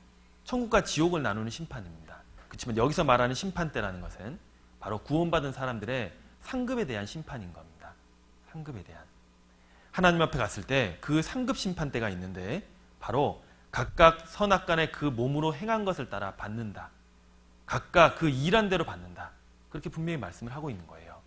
여기서 선악이라는 것은 도덕적인 그런 기준이랑은 좀 다를 겁니다. 하나님을 얼마나 기쁘시게 했냐, 그것이 선이고 정말 나를 얼마나 기쁘게 하고 살았냐, 그것이 악일 겁니다. 어떻게 주님 앞에 영광되고 주님 앞에 남는 삶을 살았냐, 그것이 선일 거고 주님 앞에 남지 않고 정말 없어질 것을 위해서 사는 삶, 그것이 악일 겁니다. 하나님 앞에 그 선악의 기준으로 분명히 우리의 상급도 나누게 될 거예요. 우리는 분명히 영원히 남는 것을 위해서 살아야 될 겁니다. 그리고 무엇보다도 나를 사랑해 주신 그분을 기쁘시게 하는 것에 힘쓰면서 살아야 될 거예요. 그것이 우리의 마땅한 삶입니다. 한 분이 그런 얘기를 하시더라고요. 한 분이 그 딸아이가 있었답니다. 딸아이가 8살 때라고 그러는데 8살 때 이렇게 서울에 있었던 분이었는데 그 지하철을 이렇게 타고 출퇴근을 하셨대요. 근데 어느 날은 지하철을 타고 쭉 이렇게 전철역에 내렸는데 비가 정말 억수같이 쏟아졌답니다. 도저히 우산을 안 쓰고는 갈 엄두가 안 날 정도로 비가 많이 내려가지고 집으로 전화를 했는데 집에 아무도 없고 그 8살짜리 딸아이가 있었대요. 그래서 아이에게 급한 마음에 우산 가지고 아빠 좀 데리러 나오라고 그렇게 했답니다. 전화를 끊고 딱 생각을 해봤는데 생각해보니까 이제 초등학교 1학년짜리 딸아이였대요. 사실 불안했던 겁니다. 집과 전철역과의 거리가 꽤 됐었대요. 그래서 자기가 괜히 전화했나? 괜히 오라고 그랬나? 걱정되기 시작한 겁니다. 차라리 그냥 비 맞고 걸어갈 걸. 혹시나 오다가 다른 길로 길을 잃어버리고 다른 데로 새면 어쩌지? 나는 그런 막 고민들에 휩싸였대요. 집에 전화해보니까 다시 받지도 않습니다. 이미 딸아이는 밖으로 나와버린 거예요. 막 두려움 가운데 이제 그 길만, 집에서 오는 길만 바라보고 있는데 어른들 틈 사이에서 작은 아이 하나가 자기 키만한 우산을 들고 오더랍니다. 그 모습이 너무나도 좋았대요. 그리고 너무나도 예뻐 보여서 딸아이가 왔을 때 와라가 안아줬답니다. 고맙다고. 그것을 보면서 그 딸아이의 모습을 보면서 하나님과 자기의 모습을 생각해 보게 됐답니다. 정말 아주 작은 몸이고 보잘것없는 몸이었지만 그 딸아이는 정말 아빠가 하는 말에 그대로 순종했잖아요. 사실은 아빠 나 못한다고, 나 두렵다고, 비가 이렇게 많이 오는데 막 이렇게 얘기할 수도 있잖아요. 근데 그것이 아니고 그냥 말한 걸 가지고 자기가 할 수 있는 만큼을 딱 한 거예요. 그것을 보고 정말 하나님의 뜻대로 내가 순종하면서 사는 것이 하나님 보시기에도 너무나도 아름답겠구나, 너무나도 자랑스럽겠고 그것이 정말 하나님의 마음을 기쁘시게 하는 거겠구나. 자기의 딸아이의 모습을 보고 마음이 너무나도 기쁜 것을 경험하고 정말 그 생각을 하게 됐다라는 간증을 들은 적이 있습니다. 우리도 내가 할 수 있는 것은 적을지 모르더라도, 보잘것없는 내 몸이고 내 상태일지 모르더라도 내가 할 수 있는 만큼 주님을 위해서 드리면서 살아간다면 그것이 정말 주님을 기쁘시게 하는 삶이 될 겁니다. 충성된 사자는 정말 추수 때에 그 주인을 시원케 한다고 되어 있잖아요. 그것처럼 우리도 주님의 마음을 시원케 하고 주님을 기쁘시게 하는 그런 삶의 모습을 가지고 우리가 살아갔으면 좋겠습니다. 하나님께서 허락해 주신 2014년 마무리가 되고 있는데 정말 그것도 잘 마무리를 해주시고 2015년은 무엇보다 주님께서 정말 버렸으면 하는 것이 있다면 내가 과감하게 버리고 나의 것을 포기하면서라도 정말 수고하고 희생하면서라도 주님을 위해서 살기를 각오하는 그런 연말이 됐으면 정말 좋겠습니다. 제가 기도하고 마치겠습니다.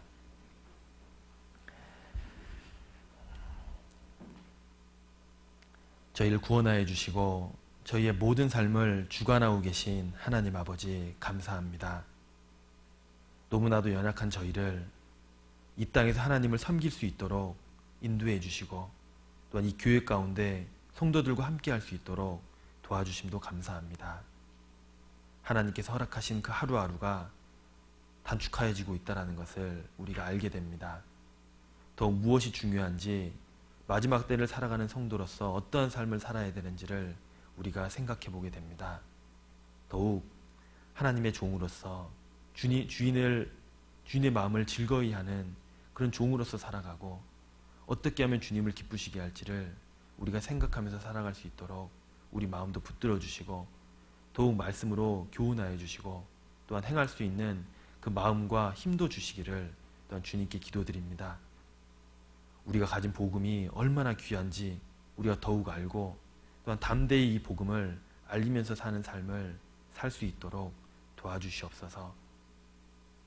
이곳에 계신 형제자매님들 무엇보다 주님의 사랑으로 그 마음이 가득하고 또한 하나님을 위해 우리의 모든 것을 버릴 수 있는 그런 마음도 주시기를 원합니다. 한 해의 마무리와 또 한 해의 시작을 앞두고 있습니다. 우리에게 필요한 것들로 각자 채워주시고 우리에게 유익하도록 이끌어 주시기를 또한 기도합니다. 오늘의 하루 남은 일정과 우리의 모든 삶을 주님께 의탁합니다. 저희를 사랑하시는 예수님의 이름으로 기도드렸습니다. 아멘. 네, 찬송가 351장입니다.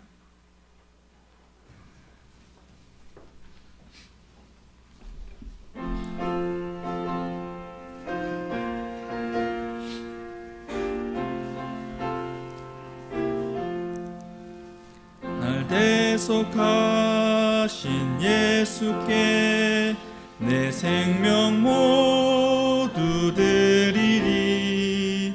늘 진실하게 하소서.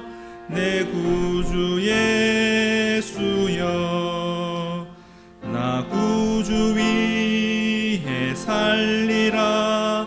내 기쁨 한량 없으니 내 갈 길 인도하소서. 내 구주 예수여, 날 구원하신 예수를 일평생 의지하오니 날 영접하여 주소서. 내 구주 예수여, 나 구주 위에 살리라. 내 기쁨 한량 없으리. 내 갈 길 인도하소서. 내 구주 예수여.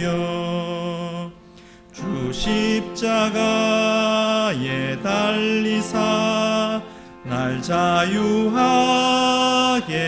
했으니 내 몸과 마음을 주 위해 다 쓰게 하소서.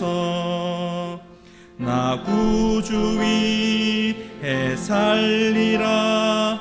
내 기쁨 한량 없으리.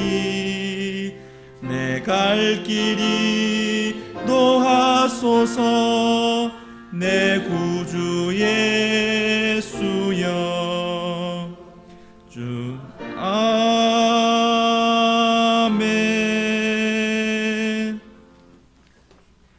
봉사회장님 광고해 주시겠습니다.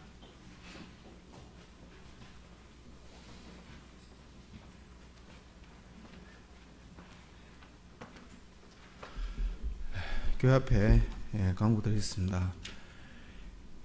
광고하기 전에 3년 동안 이제 만 3년 됐죠. 목사님 같이 저희들하고 봉사하며 또 교회 섬기고 또 복음 전하며 같이 생활했는데요. 오늘 이제 마지막으로 보시는 분들이 많을 것 같아요. 그래서 오늘 목사님 가지고 나오셔서 인사해 주시고요. 저녁에 6시에 이제 송별 회는 아니고 송별 식사 같이 하고 또 교제하는 그런 시간 갖도록 하겠습니다. 목사님 가정 잠깐 나오셔가지고 인사해 주시고요.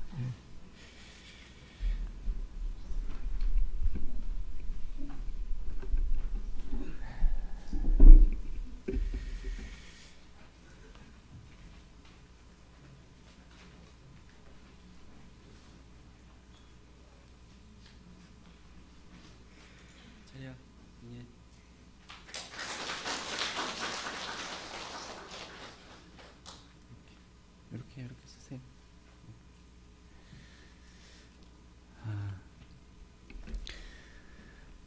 감사합니다. 제가 2011년 12월 21일인가 22일인가 그때 이사를 왔었습니다. 교회 이제 담임으로 사실은 처음 후포교회를 이제 맡아서 왔습니다. 어떤 담임의 어떤 책임감을 가지고 사실은 이제 지금까지 함께 왔는데 잘했는지 모르겠습니다.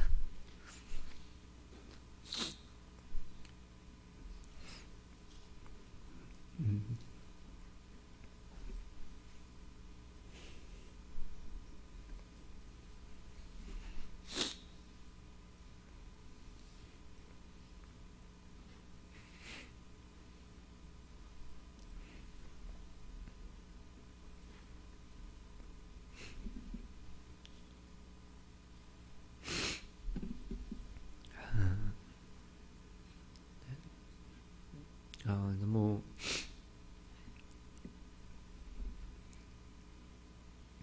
부족한데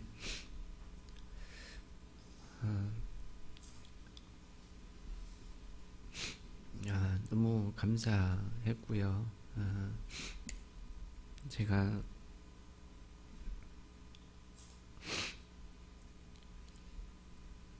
허락해 주신 하나님께 참 감사드립니다.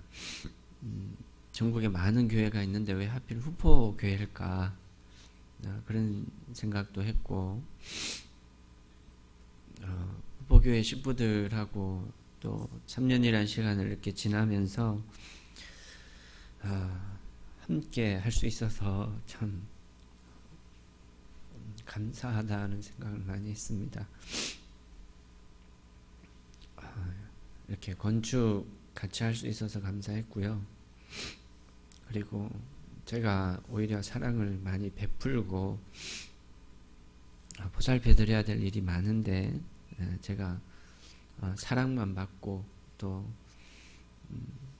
기도만 받고 그렇게 있다가 가는 것 같아서 참 죄송합니다. 우리 중고등부 항상 밝고 씩씩한 우리 중고등부 너무 예뻤고 후포를 지키기 위해서 돌아온 우리 청년들 너무 예뻤습니다. 교회가 더 밝아지는 것 같았어요. 그리고 우리 든든한 봉사회 우리 형제님들 그동안 함께 이렇게 교제할 수 있어서 감사드리고 수고 정말 많으셨습니다. 우리 믿음과 순종으로 봉사하는 우리 어머니의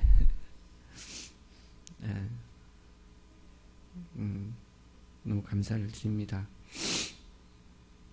그리고 우리 든든한 기도 부대가 되신 우리 연장의 어르신들, 저희 어머니 아버지 뻘 되시는데요.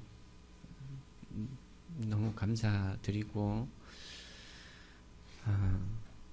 오래오래 건강하셔서 교회를 위해서 더 기도 많이 해주시고 그 자리 이렇게 든든히 지켜주셨으면 좋겠습니다. 우리 임봉학 할머니, 임봉학 할머니 건강하셔요? 예. 오래오래 건강하시고 우리 최덕봉 할머니도 건강하시고요. 예.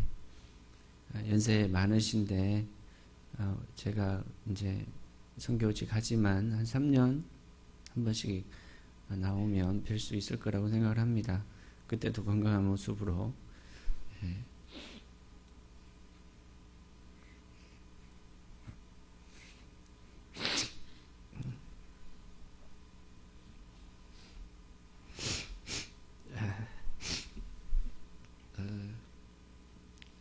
이제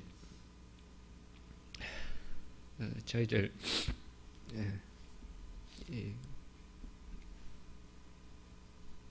새 교회당에 이제 이사 온 지 3개월 됐습니다. 대강당 이렇게 볼 때마다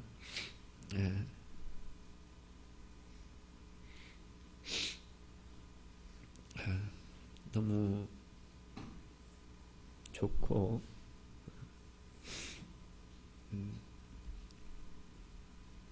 식당이나 우리가 이렇게 교제하는 공간마다 너무 좋고 그런 모습을 보고 갈 수 있어서 감사하고요. 그리고 지금 무포교회가 참 많이 성장한 것 같아요. 너무 교제가 좋고 그리고 그 간증들이 이제 무르익을 대로 익어서 너무 아름다운 모습 보고 갈 수 있어서 감사합니다. 제가 한 건 없지만 그런 귀한 모습, 그런 귀한 마음 담고 갈 수 있어서 정말 감사합니다. 집이라도 짓고 갈 수 있어서 감사했고요. 죄송한 게 많은데 그나마 마음의 위로가 사실은 됩니다. 그리고 저희 가정은 이제 에콰도르로 가는데 후포교회가 파견하는 겁니다. 네, 후포교회에서 직접 파견하는 선교사 가정으로 갑니다. 하나님이 이끄시는 대로 가려고 합니다. 너무 갑작스럽게 이런 상황, 이런 일들을 또 말씀드리게 돼서 참 죄송합니다. 느닷없이 간다고 하니까 서운해서 가는 것도 아니고요.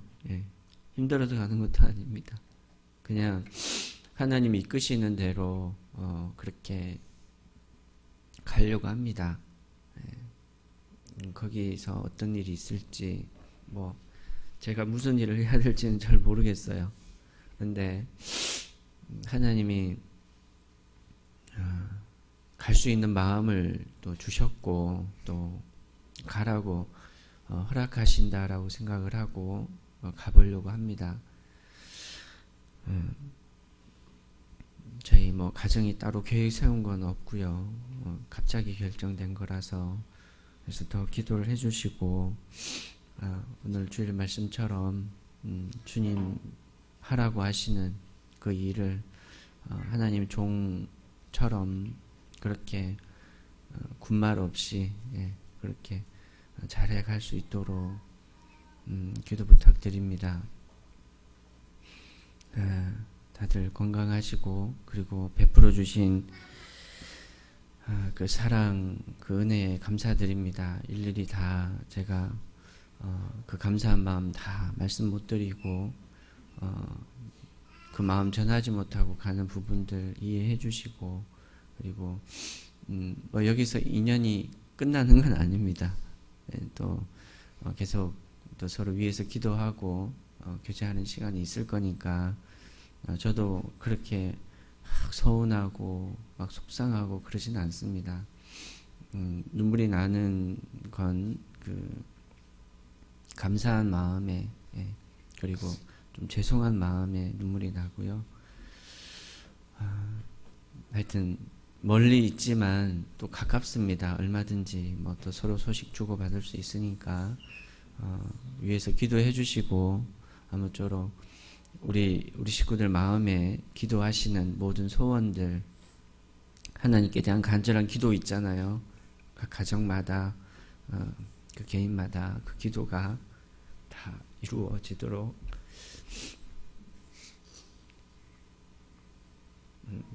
그렇게 저도 기도하겠습니다. 예.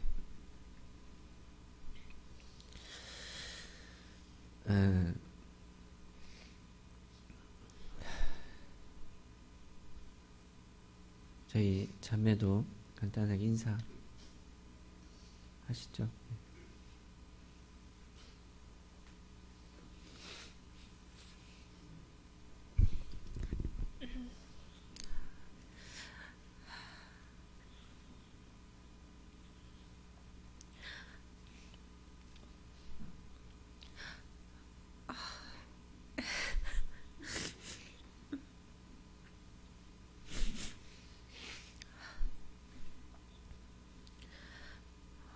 삼 년 동안 저희 가족을 호프교에서 잘 키워주셨다고 생각합니다. 잘 보살펴주시고 잘 키워주시고 많이 사랑해주셔서 하여튼 그 힘으로 가서 열심히 살겠습니다. 형제자매님 감사합니다.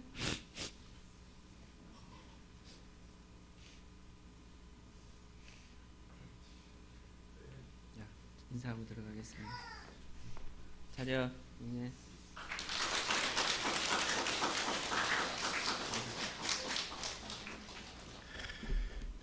저녁에 또 교제하시고 많은 분들 오셔서 식사하시고 같이 교제했으면 좋겠습니다.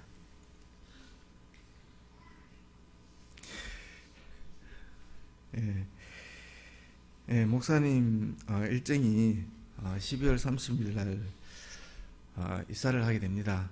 입사하시고 이제 30일 날 저녁에 여기서 주무시고 31일 날 이제 동료 수련회 같이 참석하셨다가 대구에서 이렇게 지내시다가요 2월 16일 날 출국하게 됩니다. 선교지는 에콰도르인데요. 여기서 한 23시간에서 한 30시간 정도 걸리는 거리입니다. 여기서 땅을 파면 반대쪽입니다. 목사님이 뭐 가까운 곳이라 했는데 거리는 멀지만 마음은 가깝게 그렇게 있으리라 생각합니다. 뭐 인터넷 되는 지역이고 카톡도 되고 뭐 할 것 같습니다. 그래서 멀리 계시지만 가까이에도 교제하면 되겠고요. 저희들 이제 선교지가 그 미얀마에서 에콰도르로 바뀌었습니다. 저희들이 총회에다가 이렇게 바꿔달라고 그렇게 말한 적은 없습니다. 없는데 총회에서 후포기에서 이렇게 선교사를 파견하는데 그러면 당연히 이제 후포기에서 에콰도르를 후원해야 되겠다는 그런 이제 취지에서 그렇게 하신 것 같습니다. 그러면 이제 목사님 들어오실 때마다 후포기에 설교가 한 번씩 꼭 잡힙니다. 후원교회는 그 잡히게 되고 가정도 이제 3년에 한 번 정도 오게 되니까요. 3년 후에 저희들도 이제 더 이제 성장한 모습 보여드려야 되고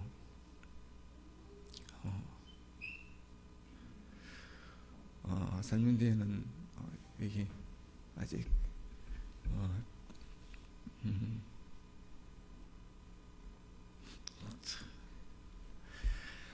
빈자리가 아직 좀 있습니다. 많은데 그때는 이제 확 채워진 모습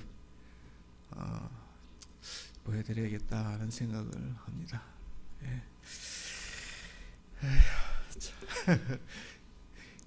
참 광고 시간에 참 힘드네요.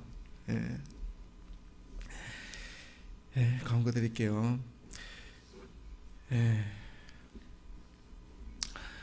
2015년 한 해 정말 수고하셨고요. 2014년, 2015년 이제 임원이라든지 교재 봉사 부서가 조금씩 변동이 있습니다. 변동사항 잠깐 말씀드리겠습니다. 우리 찬양대에서 교제하시던 김기성 형제님이 초동부장으로 가게 됩니다.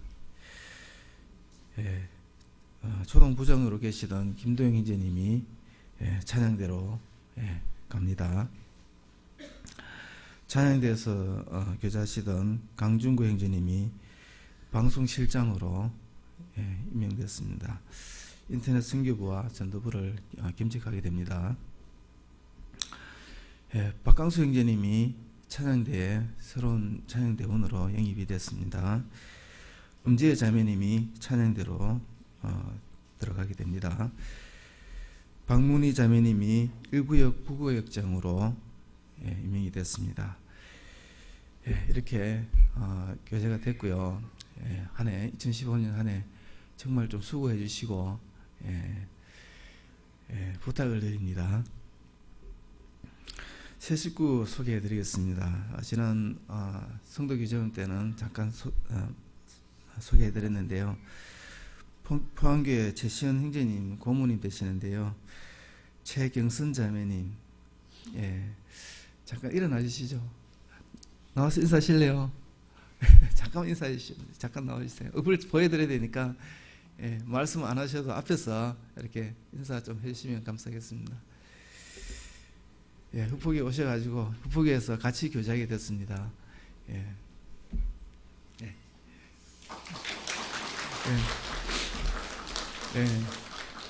자세한 교제는 앞으로 기회가 많으니까 그때 교제하시고 정말 행복한 흑포기에서 신앙생활을 했으면 좋겠습니다.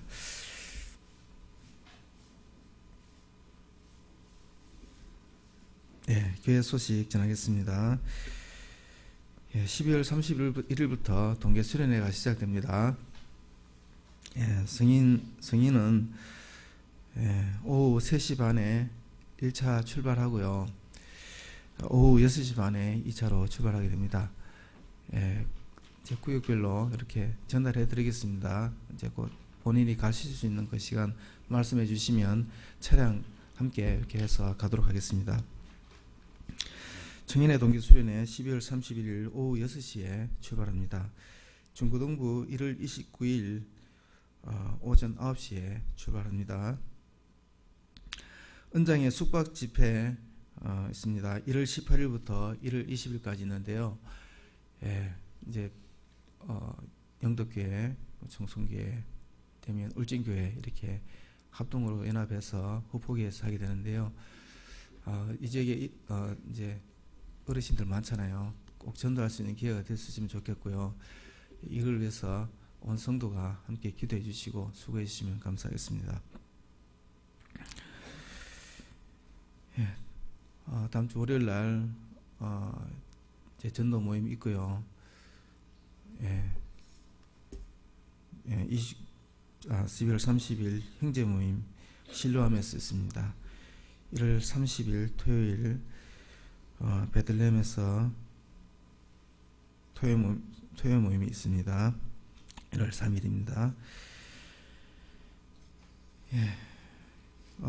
지난 토요일 날 은정만 형제님 따님 결혼하셨는데요.